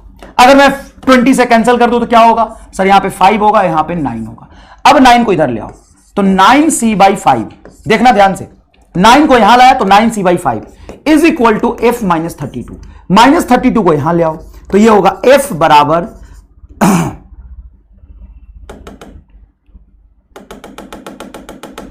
कोई बात नहीं, मैं फिर से लिख लेता हूं, देखना ध्यान से। ये 9 को यहां ले जाऊंगा तो 9c/5 is equal to f -32। -32 को यहां ले जाऊं तो f बराबर आएगा 9c/5 + 32। अब इसका ग्राफ बताओ कैसा बनेगा, f और c का। f और c का ग्राफ कैसा बनेगा? तो अगर आप कंपेयर करेंगे y is equal to mx + c से, तो इस ग्राफ का स्लोप होगा 9/5, उसके कंपेयर में ज्यादा होगा क्योंकि वो 5/9 था, और इंटरसेप्ट होगा पॉजिटिव। ग्राफ कट करेगा 32 पॉजिटिव पे और ग्राफ कुछ इस तरह का बनेगा, स्लोप भी पॉजिटिव और इंटरसेप्ट भी पॉजिटिव, स्लोप भी पॉजिटिव और इंटरसेप्ट भी पॉजिटिव। तो क्या सर ये सारी चीजें हमें याद रखनी है? नहीं। क्यों याद नहीं रखनी है कमेंट करके बताएंगे। Positive intercept with positive slope, बहुत बढ़िया बहुत बढ़िया बहुत बढ़िया, दिल जीत लिया तुमने जेठालाल, दिल जीत लिया तुमने। ओ मेरे जेठालाल बताओ किसको याद क्यों नहीं रखना, ये सब क्यों नहीं याद रखना कि इसका स्लोप होगा m, स्लोप होगा इसका 9/5, बता क्यों याद नहीं रखेगा? बता, फॉर्मूला याद रखना है। बहुत सुंदर जेठालाल, फॉर्मूला याद रखना है, हम सॉल्व कर लेंगे। अच्छा जोड़ घटाव आता नहीं और तू सॉल्व करेगा, बैगन के शकल के, कंफ्यूजिंग है इसीलिए सर, वाह कंफ्यूजिंग है इसीलिए। हमें ये मार रट्टा करना है, इसको मार रट्टा, तो इन सब की कोई जरूरत ना पड़ी, उसको रट्टा मारवा तो इन सब का जरूरत ना पड़ी, फॉर्मूला याद है। हां 2 मिनट के कैलकुलेशन से निकाल लेंगे। अरे वाह साहब, ठीक है ना बेटा? तो कई बार बच्चा क्या कहता है, sir it is very confusing, so much lengthy calculation, how can I remember it? अबे गधा, किसने बोला याद करने के लिए? बायोलॉजी है ये, सब रख लेगा। रामलाल, जो चीजें याद रखने के लायक है उसको याद रख। जो चीज डायरेक्ट है उसको याद रख, और कुछ 2 लाइन के कैलकुलेशन से आ रहा है तो उसको कैलकुलेट करना साहब, मार रट्टा मार। चले कर देख सर क्या था रिलेशन, भूल गए, लिए था c - 0 reading -0 upper limit minus lower limit बराबर रीडिंग -32 बटा 212 माइनस 32। 212 में से 32 घटाओगे तो ये 180 आएगा, तो सीधा है c बटा 100 इज इक्वल टू f -32। फिर से क्यों लिख रहे हो? क्योंकि तू चोमू है, तुम्हें लग रहा बहुत कैलकुलेटिव है सर, इसलिए मैं फिर से लिख रहा हूं। ऐसे ही ये कैंसिल होगा तो 5 आ जाएगा, 20 से कैंसिल करोगे तो 5 और ये हो जाएगा 9। अच्छा बेटा ये देखो तो क्या आया, c बराबर c बटा 5 इज इक्वल टू f बटा 9 माइनस 32 बटा 9, ऐसे लिख सकता हूं ना, 9 से दोनों तरफ डिवाइड कर दिया। अगर मैं इसको डिफरेंशिएट कर दूं, डिफरेंशिएट कर दूं इसको, तो c का डिफरेंशिएशन हो जाएगा डेल्टा c, नीचे 5 कांस्टेंट है, f का डिफरेंशिएशन हो जाएगा डेल्टा f बटा 9 कांस्टेंट है, और 32 बटा 9 कांस्टेंट है, तो इसका डिफरेंशिएशन हो जाएगा 0। 9 को अगर मैं इधर ले आता हूं, 9 को मैं इधर ले आता हूं, तो डेल्टा f बराबर आएगा 9/5 डेल्टा c। 9/5 को मैं 1.8 लिख सकता हूं, तो डेल्टा f बराबर 1.8 टाइम्स ऑफ डेल्टा c। इस पे खूब सारे सवाल पूछे जाते हैं। सर कैसे सवाल, कैसे सवाल, कैसे सवाल? तो इस पे सवाल पूछे जाते हैं, change in temperature in degree Celsius is delta C. Then find change in temperature in Fahrenheit. तो change in temperature in Fahrenheit is equal to 1.8 times of change in temperature in degree Celsius. ठीक है, तो क्या आप इसको याद रख पाएंगे? क्या आप इसको याद रख पाएंगे? सर इसको याद रखना है कि हाँ इसको याद रख लो, नहीं तो यहां से ड्राइव करके ला सकते हो 2 मिनट के लिए ना, चेंज इन फॉरेनहाइट, क्योंकि इस पे सवाल बहुत सारे होंगे ना, तो 2-4 सवाल करोगे तो अपने आप याद हो जाएगा, तुम्हें करने की जरूरत नहीं होगी। Change in Fahrenheit is equal to 1.8 times of change in degree Celsius, right. तो ये हम डिग्री सेल्सियस एंड फॉरेनहाइट में बातें कर रहे थे। ये मैंने कॉपी बना लिया, ये एज इट इज है तुम्हारे पास पिछले पेज पे, चिंता करने की जरूरत नहीं है। अब हम रिलेशन देखेंगे, relation between Kelvin and degree Celsius. बहुत बढ़िया, सुंदर नोट्स बनाना बेटा, है ना, एकदम सुंदर नोट्स बनाना। मैं तो नहीं बनवा पाता हूं ना, तुम ध्यान से लिख के एकदम सुंदर नोट्स बनवाना। दिमाग है चोमू जैसा, नोट्स बना के क्या करेगा, रद्दी के भाव बिकेगा। नोट्स बना, इसमें कोई बुराई नहीं है, लेकिन समझने की भी तो कोशिश कर। चल इधर देख, relation between Kelvin and Celsius. मैं देखता हूं तो परेशान हो जाता हूं, आधी से ज्यादा जनता इसी बात से परेशान है, हाउ टू मेक्स नोट। लाल पीला करा हाला लाला पाला शारा गाया गाया, सब तरह के कलम रख लेते हो, सब तरह के कलम रख लेते हो। और सब सर थोड़ा ठीक से लिखो, नोट्स नहीं बन पा रहा है, तू लिख लेना, समझा तो इतना जोरदार रहा हूं मैं। चलो इधर देखो, relation between Kelvin and Celsius. तो बेटा सेल्सियस को लिखेंगे आप C - 0 बटा 100 - 0 इज इक्वल टू K - 273/100। बेटा ध्यान से देखना, 373 - 273 का डिफरेंस होगा 100, तो 100 से 100 को कैंसिल कर दूंगा तो क्या आएगा, तो C बराबर K - 273। बड़ा आसान रिलेशन। तो K इज इक्वल टू क्या होगा, तो K इज इक्वल टू होगा C प्लस 273 केल्विन। अगर आपको डिग्री सेल्सियस में टेम्परेचर दिया हुआ है, डिग्री सेल्सियस में टेम्परेचर दिया हुआ है, उसको केल्विन में कन्वर्ट करने के लिए क्या करेंगे, 273 से ऐड करेंगे। अच्छा सर इसको हम डिफरेंशिएट कर लेते हूं। अगर इसको डिफरेंशिएट करोगे तो change in Kelvin scale is equal to change in degree Celsius scale plus 273 का डिफरेंशिएशन हो जाएगा 0, तो डेल्टा C बराबर होता है डेल्टा के। बहुत ही इंपॉर्टेंट रिलेशन। कई बार आपसे सवाल पूछेगा कि डिग्री सेल्सियस में 20 डिग्री सेल्सियस टेम्परेचर चेंज हुआ तो उसके क्रॉसपॉन्डिंग केल्विन स्केल में कितना टेम्परेचर चेंज हुआ होगा, फटाफट कमेंट करके बता। अगर डिग्री सेल्सियस में 20 डिग्री सेल्सियस टेम्परेचर चेंज हुआ है तो केल्विन में कितना केल्विन टेम्परेचर चेंज होगा, बताओ कितना केल्विन टेम्परेचर चेंज होगा। ये कांस्टेंट है 273, इसलिए इसका डिफरेंशिएशन क्या हो गया है, 0 हो गया है। 20 केल्विन ही होगा, 20 केल्विन ही होगा। चलो देखो यहां पे सर, अगर ये लिखा हुआ है C is equal to K - 273 और मैं ग्राफ बनाऊं C वर्सेस K का, तो कैसा ग्राफ बनेगा, बोल, ध्यान से सोच के बता। अगर मैं ग्राफ बनाऊं C वर्सेस K का, तो कैसा ग्राफ बनेगा। तो सर ये रिलेशन है C बराबर K - 273।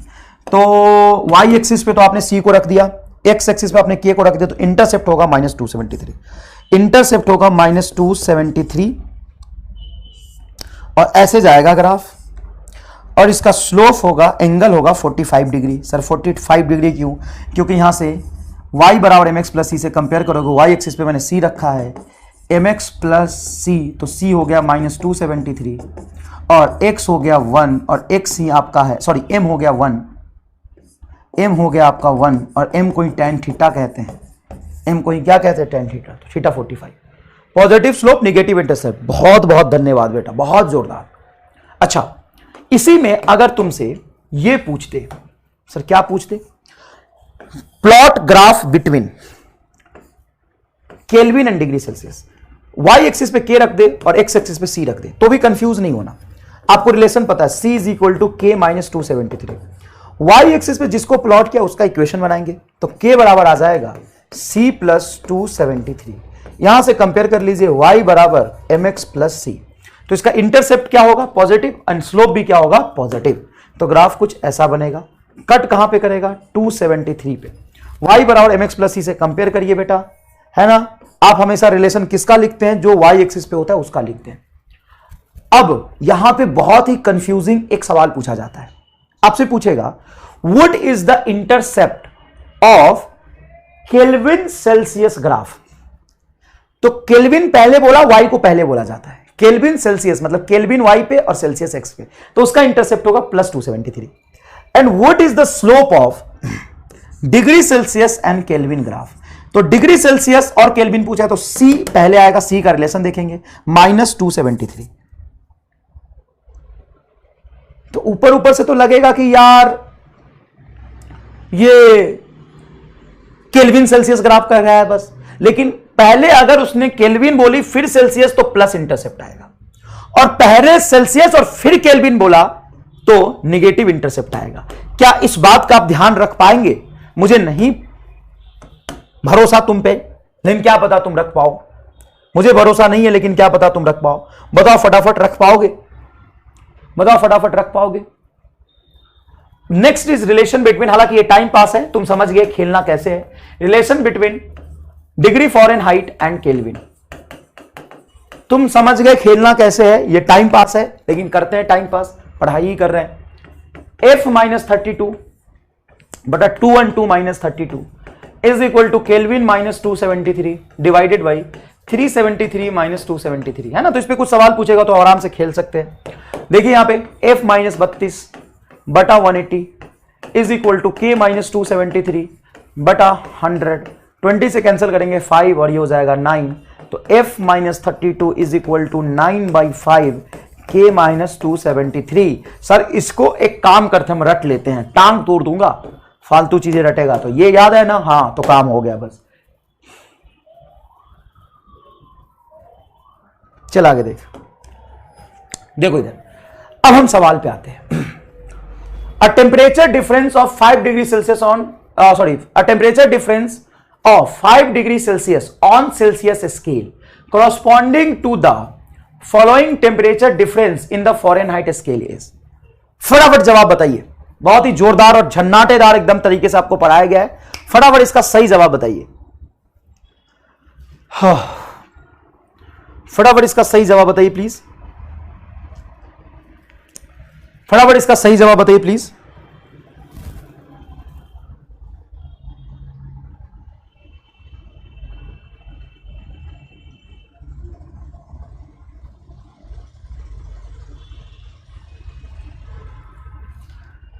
हाँ फटाफट सही जवाब बताइए प्लीज।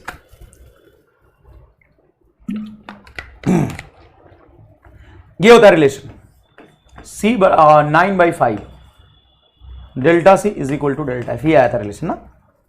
तो 5 दिया हुआ है तो ये हो जाएगा तुम्हारा 9 × 5/5 डेल्टा F, ये कैंसिल हो जाएगा, 9 डिग्री आंसर आ जाएगा, 9 डिग्री फ़ारेनहाइट।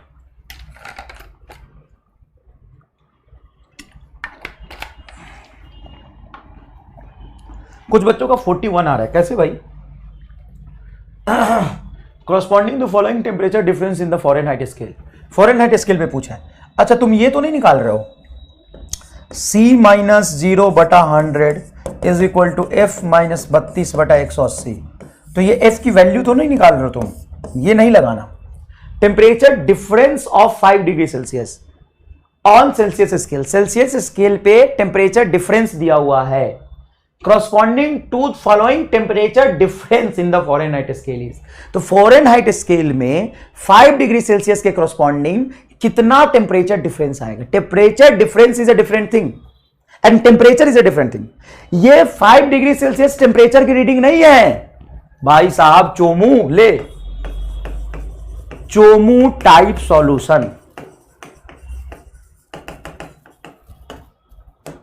क्या पीते हो? सॉल्यूशन। ट्राई करोगे? Chomu type solution, Chomu type solution एकदम। बताइए फाइनल आंसर क्या होगा? जल्दीबाजी में बेइज्जती हो गई। अरे इज्जत कहां था जो तुम्हारी बेइज्जती होगी? तुम तो इतने बेवकूफ हो, नकारे हो, बाहियात हो, घटिया हो कि तुम्हारा बेइज्जती भी नहीं हो सकता। बेइज्जती भी उसका होता है जिसका थोड़ा बहुत इज्जत होता है। Answer is a. अभी भी कुछ लोग कह रहे हैं बी। भाई साहब ये टेम्परेचर नहीं है, टेम्परेचर डिफरेंस दिया है, डेल्टा सी की वैल्यू दी है भाई साहब। डेल्टा सी 5 डिग्री सेल्सियस है और आपसे temperature difference in Fahrenheit scale delta F पूछा है, एफ नहीं पूछा है। This is a correct. चलो आगे बढ़ते हैं, पहले ही सवाल में फैल गए। दूसरा सवाल देखते हैं। एट व्हाट टेम्परेचर, अब टेम्परेचर की बात की है, अब टेम्परेचर की बात की है। At what temperature the centigrade, Celsius and Fahrenheit reading are the same. Celsius and Fahrenheit reading are the same. At what temperature the centigrade, Celsius and Fahrenheit reading are same? किस temperature पे centigrade, Celsius and Fahrenheit reading same है? मतलब C - 0/100 लिख direct, हटा C/100, 0 0 का खेल रहा है। F - 32/180 है। अब वो कह रहा है कि किस टेम्परेचर पे दोनों की रीडिंग सेम आई है। मतलब रीडिंग सेम आई है मतलब C ही F है, C ही F है। तो हम इसको C लिख देते हैं। दोनों की रीडिंग सेम है, रीडिंग ही तो लिखा है, डिग्री सेल्सियस पे रीडिंग एंड फॉरेनहाइट पे रीडिंग सेम है, तो C लिख देते हैं। अब चोमू क्या करेगा कि सर इधर का C उधर के C से काट दो। चोमू क्या करेगा कि C से C काट देगा, बहुत ही गधा। पहले 20 से इसको काट 5 और इसको काट 9, 9 को इधर ला 9C, 5 को इधर ला 5C, 5 × 160, 160 को इधर ले आओ, नहीं उधर ही रहने दो, -160 रहेगा। 5C को इधर ले आओ तो 9C - 5C हो जाएगा 4C, तो C = आ जाएगा -40 डिग्री सेल्सियस, -40 फॉरेनहाइट, -40 डिग्री। ए समझ आया? Next, convert 30 degree Celsius temperature into Fahrenheit scale and kelvin scale. फटाफट फटाफट फटाफट 30 डिग्री टेम्परेचर को फॉरेनहाइट में एंड केल्विन में कन्वर्ट करिए फटाफट, तुरंत से भी पहले, तुरंत से भी पहले, तुरंत। तो चल देख फॉरेनहाइट में कैसे कन्वर्ट करेगा। तो C/5 = F - 32/9। रटते रटते तूने क्या बना दिया इसका, देख। अब टेम्परेचर ये 30 दिया हुआ है तो 30/5 ये हो जाएगा 6, 6 × 9 = F - 32, 54 + 32 = F, 4 2 6, 5 3 8, 86 degree Fahrenheit is your reading in Fahrenheit scale. 86, क्या मैं सही बोल रहा हूं? और C/100 = अरे उसमें तो रिलेशन सिंपल सा है, C = केल्विन -273। तो C आपको दिया हुआ है तो केल्विन = हो जाएगा 30 + 273, ये हो जाएगा तुम्हारा 293, ना 303, 30 ऐड करना है ना, 303 केल्विन, 86 एंड 303। सर फॉरेनहाइट क्या कौन थे? तुम्हारे चचा थे। फॉरेनहाइट तुम्हारे चचा थे सर। वो तो नहीं है सर, देखने से तो नहीं लगता है। पिछले जन्म में थे, इस जन्म में नहीं। और तू रामलाल था और मैं केल्विन था। बटन बंद कर लेता हूं थोड़ा सा अच्छे से। मैं केल्विन था सर, देख के तो नहीं लग रहा, देख के थोड़ी नहीं लगता है। पिछले जन्म में था, इस जन्म में थोड़ी ना था। देखिए सवाल 1990 का सवाल है। तेरे जन्म से भी 10 साल पहले पूछा था ये। Centigrade and Fahrenheit thermometer are dipped in boiling water. The water temperature is lowered until the Fahrenheit thermometer registered at 140 degree Fahrenheit.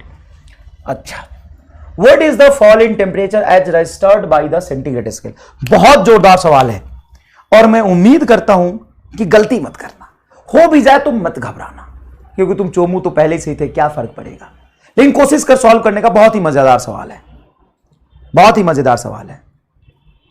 हम लोग सेल्सियस नहीं, तू सेल्सियस तो हो ही नहीं सकता सर। का है तुम्हारे जैसे बैगन जैसी शकल का सेल्सियस कैसे हो सकता है यार? जिसका शकल इतना खराब, बुद्धि इतना खराब, वो सेल्सियस कैसे हो सकता है? सर इस जन्म में नहीं, पिछले जन्म में नहीं, तो किसी जन्म में नहीं हो सकता। तो इतना खराब है, तो किसी जन्म में नहीं हो सकता। और जैसा कि मैं देख पा रहा हूं आंसर आपका गलत आ रहा है, जैसा कि मैं देख पा रहा हूं आंसर आपका गलत आ रहा है।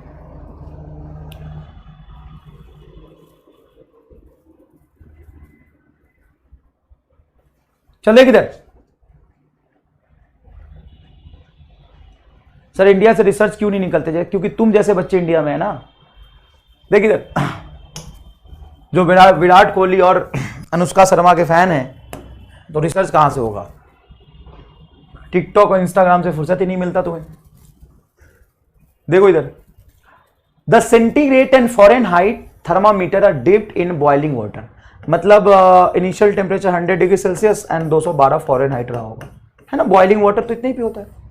The water temperature lowered until the Fahrenheit thermometer registered 140 degree Fahrenheit. इसको इतना कम किया कि फ़ारेनहाइट 140 डिग्री फ़ारेनहाइट मेजर कर रहा है। What is the fall in temperature as registered by the centigrade thermometer.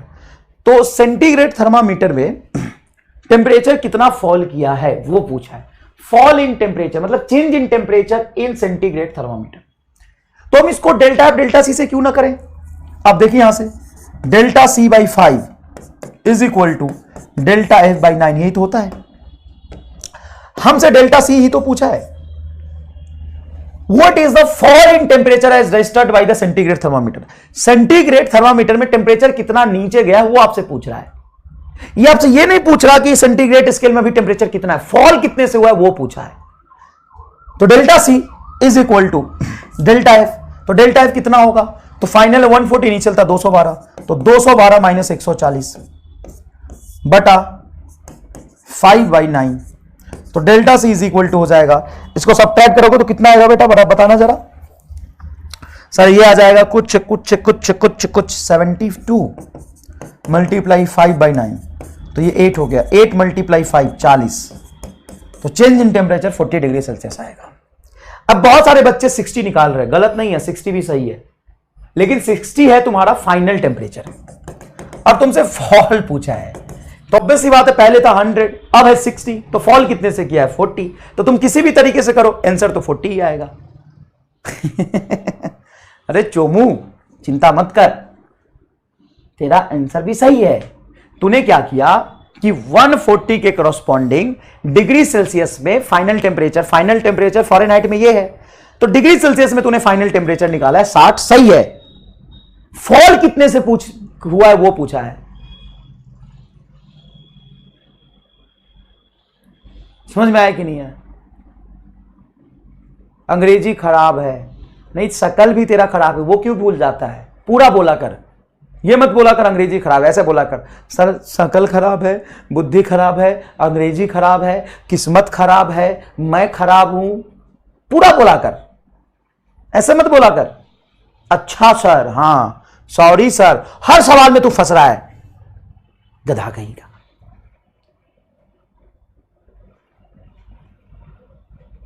Final 60 है तो फॉल 40 से ही करेगा, तो मैं भी तो वही कह रहा हूं ना, पूरा बोला कर। 60 आया उसको 100 से माइनस करेंगे, नहीं गधा, 60 आया है उसको 100 से माइनस करेंगे, 60 में से 100 माइनस नहीं करेंगे। चल आगे देख, 0 degree Celsius is equal to the following. 0 degree Celsius किसके इक्विवेलेंट है? तो देखो C इज इक्वल टू होता है केल्विन -273। तो सेल्सियस में रीडिंग है 0 डिग्री सेल्सियस, इसको 0 रख दो, तो 0 इज इक्वल टू के -273, तो के इज इक्वल टू आएगा 273 केल्विन, है ना। केल्विन में रीडिंग, ये इसको इससे काट मत देना भाई साहब, बड़ा डर लगता है मुझे भाई, ये रीडिंग है और ये यूनिट लिखा है छोटा सा, कैसे के काट मत देना। तो आंसर बता क्या होगा, आंसर सर आएगा 273। हाँ, लेकिन ऑप्शन में अगर 273.15 दिया है तो ये सही हो जाएगा, क्योंकि एक्चुअल में एक्यूरेट वैल्यू ये होता है, कैलकुलेशन के लिए हम 273 ले लेते हैं, कोई दिक्कत नहीं है, लेकिन एक्चुअल वैल्यू इसका होता है 273.15 केल्विन, लेकिन कैलकुलेशन के लिए एग्जैक्ट लेने की जरूरत आपको नहीं होती है ना। तो ए आपका सही जवाब हो जाएगा। बी लिख रहे हो गलत नहीं है, बी ही हम लेके चल रहे हैं, लेकिन एकदम एक्यूरेट की बात की जाए तो ए सही होगा, ठीक है। Next, if the temperature of the patient is 40 degree Celsius, his temperature in a Fahrenheit scale will be. फटाफट बताइए, एकदम छोटा सवाल है। मैं थोड़ा सा रेस्ट ले लेता हूं, गला दर्द कर रहा है, हीट एंड टेम्परेचर समझाने में गला दर्द करा दिया तुमने।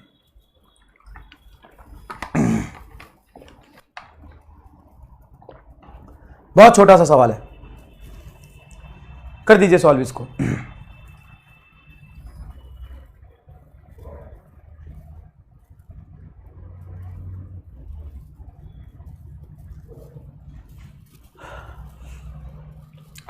बताइए क्या आंसर आ रहा, डी आ रहा, चलिए ठीक है बेटा, डी आएगा। बहुत इजी सवाल है। C/5 is equal to F - 32/9, C की वैल्यू 40 रख दो, तो ये हो जाएगा तुम्हारा 8, 72, 32। अरे एकदम सही, डी होगा, डी होगा, डी होगा, डी होगा। Freezing point on a thermometer is marked as 20 degree and boiling point is 150 degree. A temperature of 60 degree on this thermometer will read as। बढ़िया, बढ़िया सवाल। ये एक रामलाल टाइप थर्मामीटर बनाया गया है, एक रामलाल टाइप थर्मामीटर बनाया गया।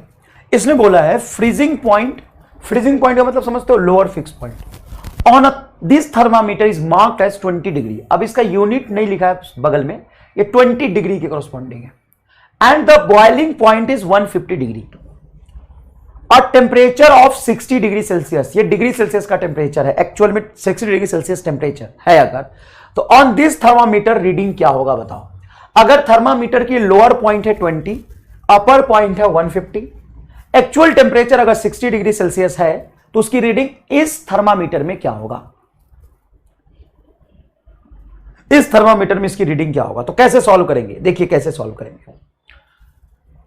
आप बोलेंगे reading in Ramlal thermometer is x minus lower fix point is 20, upper fix point is 150 minus 20 is equal two degree Celsius में रीडिंग है 60 माइनस 0, अपर फिक्स पॉइंट 100 माइनस 0।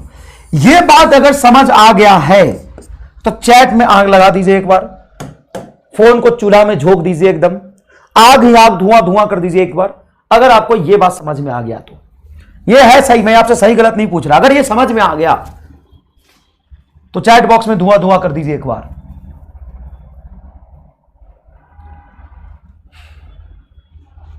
चलो तो साहब 60, 100 और ये हो जाएगा 130, x माइनस 20 ये हो जाएगा 130 इज इक्वल टू 60/100। एक जीरो से एक जीरो कटेगा, एक जीरो से ये जीरो कटेगा, तो ये हो जाएगा आपका x is equal to 20 plus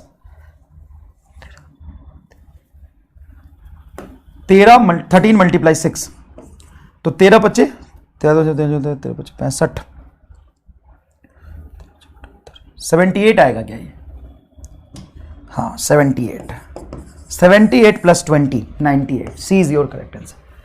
हाँ हो गया, धुआं धुआं निकल गया, ठीक है रहने दे, धुआं धुआं निकल गया। अब बता क्या थर्मामीटर वाला सवाल कर पाएगा, क्या तुम्हें फील आ गया एकदम नया थर्मामीटर, पुराना थर्मामीटर, युगांडा का थर्मामीटर, भारत का थर्मामीटर, पाकिस्तान का, नेपाल का, बिहार का थर्मामीटर एक बना लेना तू, बिहारी थर्मामीटर, और उसमें टेम्परेचर क्या रखेगा, उसमें टेम्परेचर ऐसा रखना x डिग्री चमन, और इसको रखना 20x चमन, 20x डिग्री चमन, ये हो गया तेरा। अब बताओ, अगर टेम्परेचर एक्चुअल में 20 डिग्री सेल्सियस है तो चमन थर्मामीटर में रीडिंग बताओ क्या होगा। ये चमन थर्मामीटर है,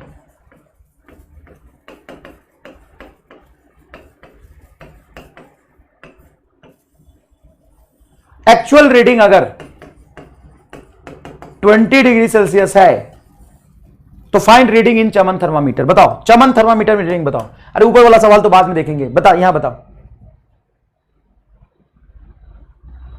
अच्छा ये तो सवाल हम कर चुके हैं, ए होगा इसका। ये आंसर बता तो बताओ,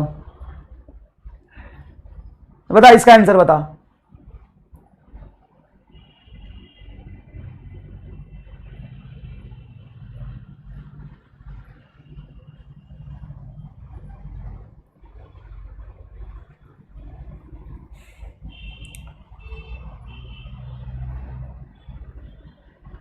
फिर तो सर हमें फिर स्टैंडर्ड थर्मामीटर से, अबे गधा आंसर बता इसका। कोई नहीं निकाल पा रहा, एकदम गधा है। देख इधर, एक्चुअल में टेम्परेचर 20 डिग्री सेल्सियस, तो डिग्री सेल्सियस वाला रीडिंग लिख, 20 माइनस 0 बटा 100 माइनस 0 इज इक्वल टू, अब ये x चमन है, नहीं एक काम कर, हाँ ये x चमन है, ये 20x चमन है, तो रीडिंग मान लो कुछ y आ रहा, y x चमन। एक मिनट यार, 20, एक मिनट, x मत लिखना, ऐसा लिखिए 1 चमन और इसको लिख 20 चमन, इसको लिख 20 चमन, और ये हो जाएगा तुम्हारा रीडिंग कुछ x चमन। तो लिख इधर x माइनस लोअर रीडिंग बोल 1 बटा 20 माइनस 1, ये आएगा, ठीक है ना। अब इसको सॉल्व कर, तो ये हो जाएगा 20/100 is equal to x by 19, ये इससे कैंसिल होगा, तो x इज इक्वल टू हो जाएगा 19/5 चमन, ये आंसर आएगा। देख तो सही लिखा है क्या मैंने, 24/5 चमन, ये देख सही लिखा है क्या मैंने, थोड़ा सा चेंज कर दिया मैंने, एक चमन ऐसे इमोशनल होकर लिख दिया था। ये 1 चमन है, ये 1 चमन है और ये 20 चमन है, तो 20 डिग्री सेल्सियस पे कितना चमन होगा ये तुमसे पूछा है। अगर लोअर टेम्परेचर है, लोअर फिक्स्ड पॉइंट है 1 चमन, अपर फिक्स्ड पॉइंट है 20 चमन, तो 20 डिग्री सेल्सियस के क्रॉसपॉन्डिंग कितना चमन होगा। यह है चमन थर्मामीटर। बताओ क्या मैंने सही लिखा है, कुछ गलत किया है क्या मैंने। 100 सही तो है यार, तो 5 नीचे आएगा, और सॉरी इधर 19, ये 1 और है, तो ये हो जाएगा आपका 19/5 plus 1 is equal to x। अच्छा है, -1 ये भी तो है, तो नीचे 5 होगा, 19 प्लस 5 कितना हो जाएगा 24, तो 24/5 इज इक्वल टू x। 24/5 चमन is equal to x। I am sorry, 24/5 गलत है, 24/5 चमन होगा। हाँ ये सवाल तो तुम सही सॉल्व करोगे क्योंकि तुम्हारा ही है ना। अब बताओ समझ आया। नेक्स्ट देखो, 2008 में सवाल पूछा था, on a new scale of temperature which is linear and call the W scale, इसका नाम है W scale. The freezing and boiling points of the water are 39W and 239W respectively. What will be the temperature on the new scale corresponding to a temperature of 39 degree Celsius. बहुत ही आसान सवाल, ये W scale है साहब, W scale है ना, नाम होता है W स्केल। बताओ W ने बनाया है ये स्केल, उसका नाम रखा है W स्केल, W ने बनाया है। तो बोला है कि लोअर पॉइंट बता दिया, अपर पॉइंट बता दिया, तो 39 डिग्री सेल्सियस के corresponding इस पे टेम्परेचर बताओ। बहुत आसान सर, कैसे तो देखो, ये है तुम्हारा, ये है तुम्हारा, ये है तुम्हारा, ये है तुम्हारा, ये है तुम्हारा, ये है तुम्हारा, ये है तुम्हारा, x माइनस 39 बटा 239 minus 39 is equal to 39 degree Celsius minus 0 बटा 100। तो 239 से 39 सब्ट्रैक्ट करोगे तो 200 आएगा, ये 100 है तो कैंसिल होकर नीचे 2 आ जाएगा। तो x minus 39 is equal to 39 multiply 2, तो 39 मल्टीप्लाई 2 कितना हो जाएगा, तो ये हो जाएगा 78। ये हो जाएगा आपका 78 is equal to X minus 39। तो x इज इक्वल टू आ जाएगा 78 प्लस 39। 9 8 17 मतलब 117 डब्ल्यू डी। बड़ा मजे आए कि नहीं है, एकदम बढ़िया। चलिए next, temperature of the substance increases by 27 degree Celsius on the Kelvin scale, the increase is equal to 27 Kelvin. एकदम ही टाइम पास सवाल है, कोई इसमें समय देने की जरूरत नहीं है। दूसरी बात, अब मेन बात, कंस्ट्रक्शन ऑफ थर्मामीटर। ये तो तुमने बिना थर्मोमीटर बनाए रीडिंग के मैथमेटिक्स पे गेम खेला है। मतलब कि सेल्सियस में रीडिंग दिया हुआ है तो फॉरेनहाइट में बताओ, कोई नया चमन टाइप थर्मामीटर बना लिया, उसका लोअर अपर फिक्स पॉइंट दिया हुआ है, डिग्री सेल्सियस के रीडिंग को चमन के थर्मामीटर में रीडिंग बताइए कितना होगा। लेकिन एक्चुअल में थर्मामीटर बनाते कैसे होंगे, थर्मामीटर बनाते कैसे होंगे? तो देखो होता क्या है कि किसी भी बॉडी को जब हम हीट देते हैं तो हीट लेके टेम्परेचर बढ़ता है, और टेम्परेचर से उसमें क्या शुरू हो जाता है? एक्सपेंशन। टेम्परेचर से क्या शुरू हो जाता है? एक्सपेंशन। ध्यान से सुनिएगा, टेम्परेचर देने से क्या शुरू हो जाता है? एक्सपैंड होने लगता है। या फिर अपन रेसिस्टेंस की बात करें तो आपने 10th क्लास में थोड़ा बहुत पढ़ा होगा या 12th क्लास में पढ़ा होगा कि जब हम टेम्परेचर बढ़ाते हैं तो रेसिस्टेंस की वैल्यू इंक्रीज हो जाती है। क्या होती है बताइए? जब हम टेम्परेचर बढ़ाते हैं तो रेसिस्टेंस की वैल्यू इंक्रीज हो जाती है। हाँ सर बात सही है, टेम्परेचर बढ़ाने से रेजिस्टेंस की वैल्यू इंक्रीज हो जाती है। तो एक बात बताओ, डिग्री सेल्सियस हो या फिर केल्विन हो या फॉरेनहाइट हो या रामलाल हो, क्या तुम टेम्परेचर छू के पता लगा लोगे क्या कि कितना है? आइस को छू के पता लगा लिया कि आइस कितने पे है? क्या टच करके पता लगा लोगे कि आग का टेम्परेचर कितना है? जो सेंसेशन है उसको हम फील करके थोड़ी ना बता सकते, हमें मेजर करना पड़ेगा। तो हम मेजर करें कैसे? हम मेजर करें कैसे? फालतू कमेंट मत करो, मैं नहीं देखूंगा। 3 बज गए कल। हे भगवान, कहां से आ जाते हैं बच्चे यार। बेटा 45 मिनट लेट क्लास शुरू हुआ है, अभी 1.25 घंटा नहीं पढ़ा आपने। क्या मैं छुट्टी कर दूं? बता।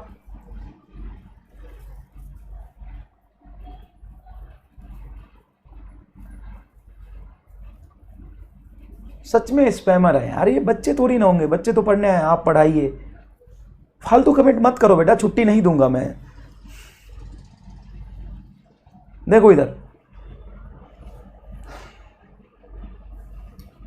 सुनो, टेम्परामेंट खराब कर दिया, कितना बढ़िया समझा रहा था। देखो होता क्या है कि मान लो रेसिस्टेंस की बात करो, मुझे 0 डिग्री सेल्सियस पे रेजिस्टेंस पता है ना, मेजर करके रख लिया है। रेजिस्टेंस पता है कि 0 डिग्री सेल्सियस पे इतना रेजिस्टेंस होता है। कभी हमने टेम्परेचर 0 करके रेजिस्टेंस मेजर कर लिया, और फिर हमने 100 डिग्री सेल्सियस करके रेजिस्टेंस मेजर कर लिया। और रेजिस्टेंस टेम्परेचर पे लीनियरली प्रोपोर्शनल होता है। तो अगर मैं तुम्हें दो वैल्यू बता दूं, R0 बता दूं रेसिस्टेंस एट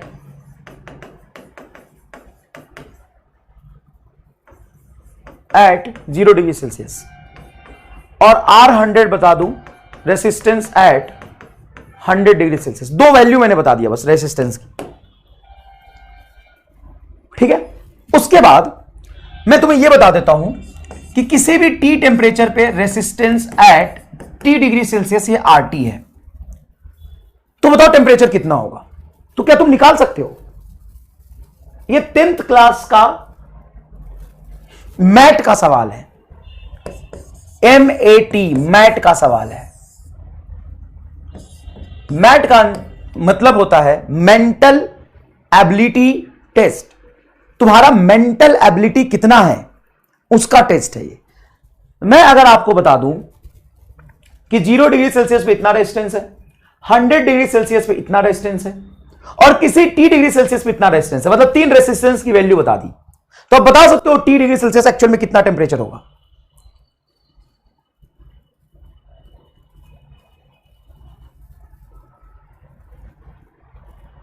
कैसे बताओगे? बताओ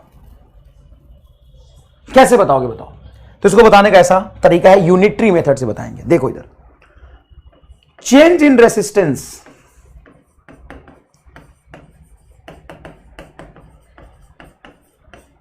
when temperature changes from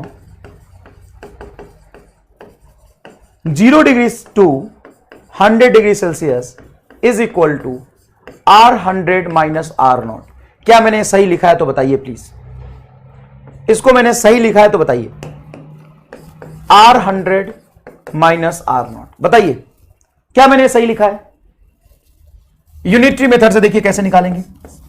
change in resistance when temperature changes from 0 degree to 100 degree Celsius is equal to R0 minus R100 minus R0। Temperature में जो चेंज हुआ है फाइनल, सॉरी रेसिस्टेंस में जो चेंज हुआ है वो R100 हो गया है और इनिशियल R0 था, तो मैं लिखूंगा R100 minus R0 when temperature changes from 0 degree to 100 degree Celsius. तो टेम्परेचर में कितना चेंज है सर? टेम्परेचर में चेंज हुआ है 0 से 100, तो रेसिस्टेंस कितना चेंज हुआ है? R100 minus R0। डन, ठीक है।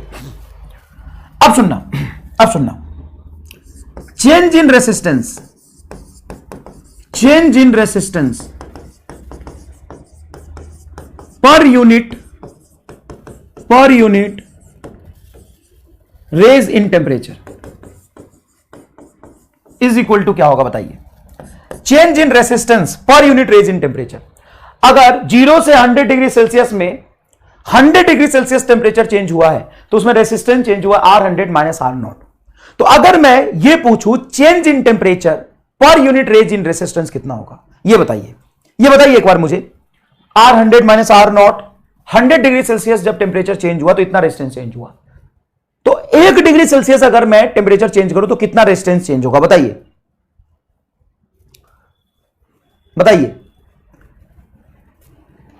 हेक्टा एक्जे मकवाना नाम गजब रखा है तूने, लेकिन आंसर तुम्हारा सही है R100 माइनस R0 बटा 100।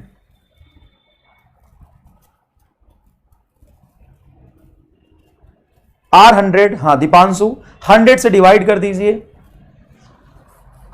सर नहीं सबको समझ आया, डिवाइडेड बाय 100 कर दीजिए। अच्छा चल एक दूसरा एग्जांपल बताता हूं। मान ले मैंने तुम्हें खड़ा कराया है ना, लगभग सबका जवाब ठीक है, दूसरे तरीके से समझाता हूं। मान ले मैंने तुम्हें पे खड़ा करा दिया और 100 थप्पड़ मारे, 100 थप्पड़ मारने से तुम्हारी एक्स हड्डी टूटी। देख इधर, 100 थप्पड़ मारने से, थप्पड़ मारने से एक्स हड्डी टूटी। मैंने खींच के 100 थप्पड़ मारे, 100 थप्पड़ मारने से एक्स हड्डी टूटी, एक्स हड्डी टूटा तुम्हारा 100 थप्पड़ मारने से। तो एक थप्पड़ मारने से कितनी हड्डी टूटी होगी? 100 थप्पड़ मारा तो एक्स हड्डी टूटी, तो एक थप्पड़ मारने से कितनी हड्डी टूटेगी? एक थप्पड़ मारने से कितनी हड्डी टूटेगी? जल्दी बता सर। 100 थप्पड़ में एक हड्डी टूटी है तो एक थप्पड़ में हड्डी टूटा होगा x/100, x/100। तो देख इधर, चेंज इन रेसिस्टेंस हो जाएगा R100 माइनस R0 बटा 100। यह है change in resistance, change in resistance per unit raise in temperature, per unit raise in temperature. अच्छा अब मैं निकालूं change in resistance when temperature, एक बार ढंग से लिख ही लेता हूं, changes from 0 degree Celsius to T degree Celsius. तो बताओ क्या होगा सर? T टेम्परेचर पर रेजिस्टेंस माइनस इनिशियल रेजिस्टेंस। तो यहां से change in resistance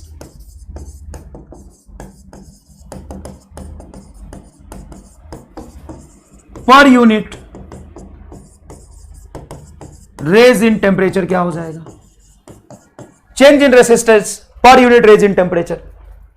sir change in resistance per unit raise in temperature क्या हो जाएगा? तो चेंज इन रेजिस्टेंस कितना हुआ है सर? इतना हुआ है RT माइनस R0। पर यूनिट रेज इन टेम्परेचर पूछा है, तो यहां पे टेम्परेचर कितना चेंज हुआ था सर? टी डिग्री सेल्सियस से, तो टी से डिवाइड कर दूंगा। क्या करूंगा? टी से डिवाइड करूंगा। अब उसी रेसिस्टेंस के लिए हमने ये निकाला है और उसी रेसिस्टेंस के लिए ये निकाला, दोनों तो सेम ही चीज है। Change in resistance per unit raise in temperature, change in resistance per unit raise in temperature, तो दोनों बातें तो सेम है। हां, दोनों बातें सेम है, तो दोनों को इक्वल कर दीजिए। जैसे आप दोनों को इक्वल करेंगे तो ये होगा आपका R100 माइनस R0 बटा 100 is equal to RT minus R0 बटा T। ये रहा आपका T टेम्परेचर। T को उठा के यहां ले आइए, तो T बराबर आ जाएगा RT माइनस R0 बटा R100 माइनस R0 मल्टीप्लाई 100। तो सर ये टेम्परेचर आ गया। तो इसको कहते हैं construction of resistance thermometer. Resistance thermometer, construction of resistance thermometer. बताइए, अगर मैं आपको 0 डिग्री सेल्सियस पे रेजिस्टेंस बता दूं, 100 डिग्री सेल्सियस पे रेजिस्टेंस बता दूं, किसी टी टेम्परेचर पे रेजिस्टेंस बता दूं, तो क्या आप टेम्परेचर की वैल्यू नहीं निकाल लेंगे? सर निकाल लेंगे। तो इसी तरीके से ये रेजिस्टेंस के बेसिस पे हमने थर्मामीटर बनाया। अब यहां पे construction of thermometer on the basis of length भी बनाते हैं। अब देखो, तुम्हें रफ्तार में समझ आएगा। Length of rod at 0 degree Celsius is L0। देखिए ध्यान से, length of rod at 0 degree Celsius L0, length of rod at 100 degree Celsius is L100, length of rod at T degree Celsius is LT। तो change in length in 100 degree Celsius क्या हो जाएगा? L100 minus L0। तो change in temperature per unit raise in, sorry, change in length per unit raise in temperature क्या होगा?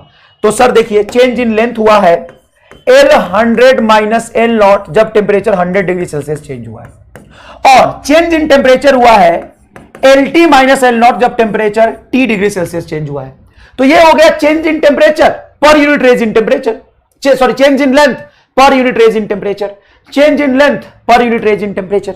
इन दोनों को हम इक्वल कर देंगे। जैसे ही हम इन दोनों को इक्वल करेंगे, तो से T की वैल्यू आ जाएगी T is equal to LT minus L0 बटा L100 minus L0 multiply 100। Sir वो तो पिछले वाले फॉर्मूला का ही रिप्लिका हो गया, पिछले वाले फॉर्मूला का ही रिप्लिका हो गया।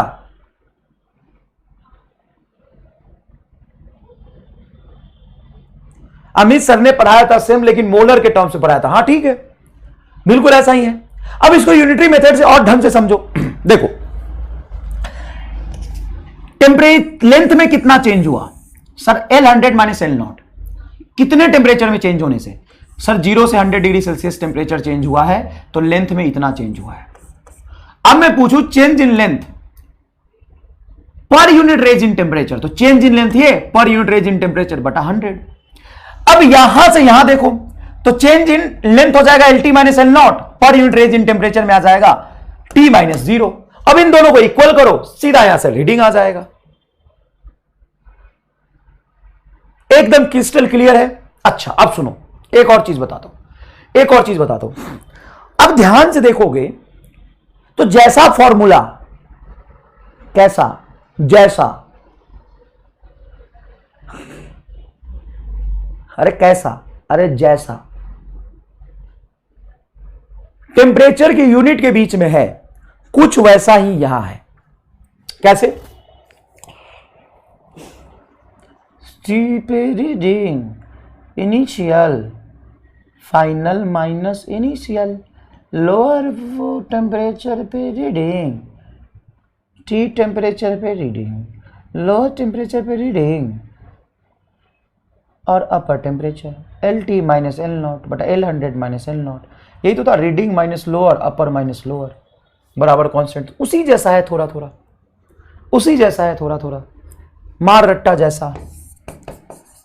तो इसको मार रट्टा,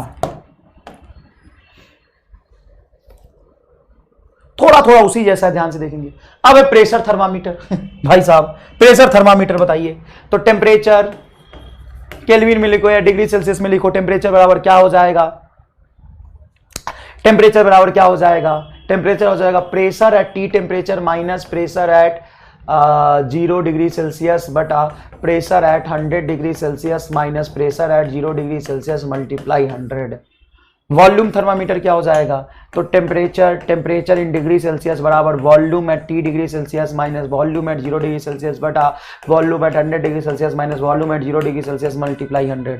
रेसिस्टेंस थर्मामीटर क्या हो जाएगा, तो टेम्परेचर बराबर resistance at T degree Celsius minus resistance at 0 degree Celsius बटा resistance at 100 degree Celsius minus resistance at 0 degree Celsius multiply 100। वाह जमूरे वाह, वाह जमूरे वाह।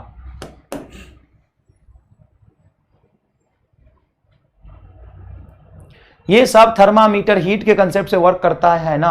बहुत ही चमन टाइप सवाल है तेरा, नहीं बताऊंगा, बहुत ही चमन टाइप सवाल है, नहीं बताऊंगा। लेकिन अब बात यह है कि सवाल जब होगा ना तो हर बार इसी फॉर्मूले से सवाल हो जाए सॉल्व, ये जरूरी नहीं है। सर क्यों, क्योंकि जरूरी थोड़ी नहीं कि इनिशियल टेम्परेचर 0 ही ले, इनिशियल टेम्परेचर कुछ और भी ले सकता है। अब देखो एट 0 डिग्री सेल्सियस, हालांकि इसने जो 0 डिग्री सेल्सियस लिया है, at 0 degree Celsius pressure in mercury column is 50 centimetre of Hg and pressure at 100 degree Celsius is 60 centimeter of Hg. Then find temperature when pressure is 55 centimeter of Hg. तो इसको solve करने के लिए आप क्या करोगे, तो डायरेक्ट आप फॉर्मूला लगाओ, क्योंकि कहानी 0 से आ गया 100 के बीच में ही दिया हुआ है, तो डायरेक्ट फॉर्मूला लगा सकते हो। टेम्परेचर इज इक्वल टू ये 55 माइनस 50 Hg तो है, तो रोजी रोजी इसलिए लिखो तो हर ऊपर नीचे कैंसिल हो जाएगा। 60 माइनस 50 मल्टीप्लाई 100, तो ये आ जाएगा ऊपर 5 नीचे आ जाएगा 10 मल्टीप्लाई 100, तो ये हो जाएगा तुम्हारा 50 degree Celsius answer. 50 degree Celsius answer. एक लारा 0.9, भाई साहब चोमू का भी हद पार कर गए। 50 डिग्री सेल्सियस आंसर। लेकिन मैं रिकमेंड करूंगा क्या फॉर्मूला से करो, लेकिन साथ साथ फॉरेनहाइट बेस्ड क्वेश्चन बना सकते हैं क्या, हाँ तो इसी तरीके से सॉल्व होगा ना। Temperature in Fahrenheit is equal to temperature at किसी T degree Fahrenheit is equal to lower Fahrenheit पे टेम्परेचर, अपर फॉरेनहाइट पे प्रेशर और लोअर फॉरेनहाइट पे प्रेशर, ऐसे ही सॉल्व होगा। अब मैं तुम्हें सजेस्ट करूंगा कि यूनिटरी मेथड से भी एक बार करो। सुनो, 0 डिग्री सेल्सियस पे प्रेशर है 50 एंड 100 डिग्री सेल्सियस पे प्रेशर है 60, तो चेंज इन प्रेशर कितना हुआ, सर चेंज इन प्रेशर हुआ 10। कब, टेम्परेचर कितना चेंज हुआ है, तो 0 से 100, जब टेम्परेचर 100 चेंज हुआ है, तो ये हो गया change in pressure per unit raise in temperature is equal to 0 से 55 पे चेंज हुआ है, तो कितना चेंज हुआ, तो किसी टी टेम्परेचर पे चेंज हुआ है, तो इस पे था तुम्हारा 50 सेंटीमीटर और इसमें 55 तो हो गया, तो इस पे 5 सेंटीमीटर। कब, जब टेम्परेचर 0 से टी गया, तो ये आ जाएगा टी। अब यहां से ध्यान से सॉल्व करो, तो टी बराबर आ जाएगा तुम्हारा 0 से 0 कटेगा, टी को उधर ले जाओ, 10 मल्टीप्लाई 5 50 आ गया, 50 डिग्री सेल्सियस आंसर आ गया। मैंने ये कैसे किया पता है, चेंज इन प्रेशर बटा total change in temperature, change in pressure बटा total change in temperature, unitary method से per unit change in pressure per unit range in temperature को बराबर कर दिया।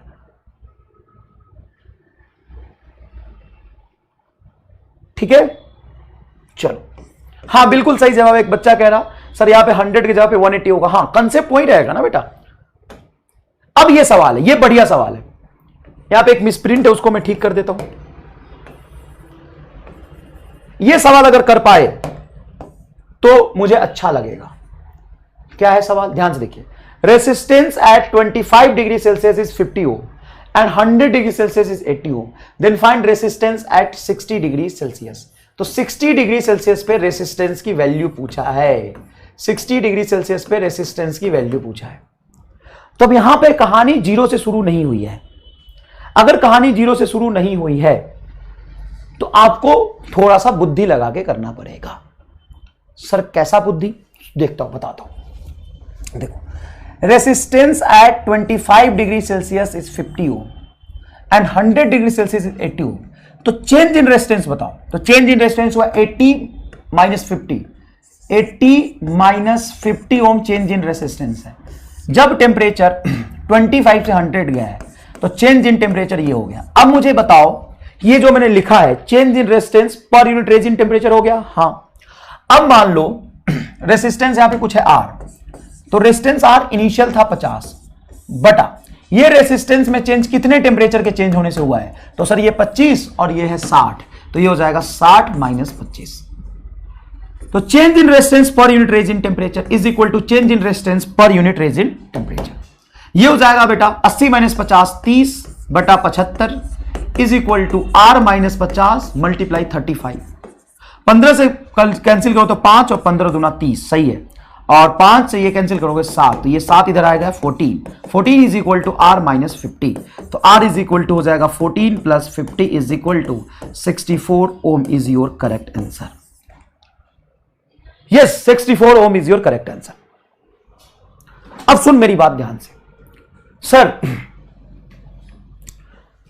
क्या हम इस फॉर्मूले से नहीं कर सकते?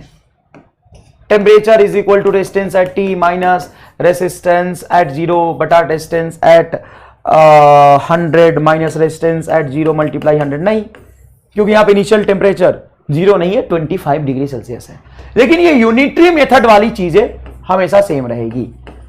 Change in resistance per unit raise in temperature.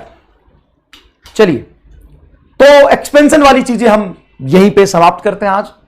Next class में हम thermometry, temperature and measurement of temperature, thermometer वाला क्लास हम यहीं पे आज समाप्त करते हैं। नेक्स्ट क्लास में हम स्टार्ट करेंगे एक्सपेंशन, उसके बाद हम पढ़ेंगे कैलोरीमेट्री। पहले हम पढ़ेंगे एक्सपेंशन, फिर हम पढ़ेंगे कैलोरीमेट्री। ठीक है बेटा, चलिए बहुत बहुत धन्यवाद। नेक्स्ट क्लास में हम linear expansion, areal expansion, volumetric expansion, ये सारी चीजें पढ़ेंगे। ठीक है, चलिए।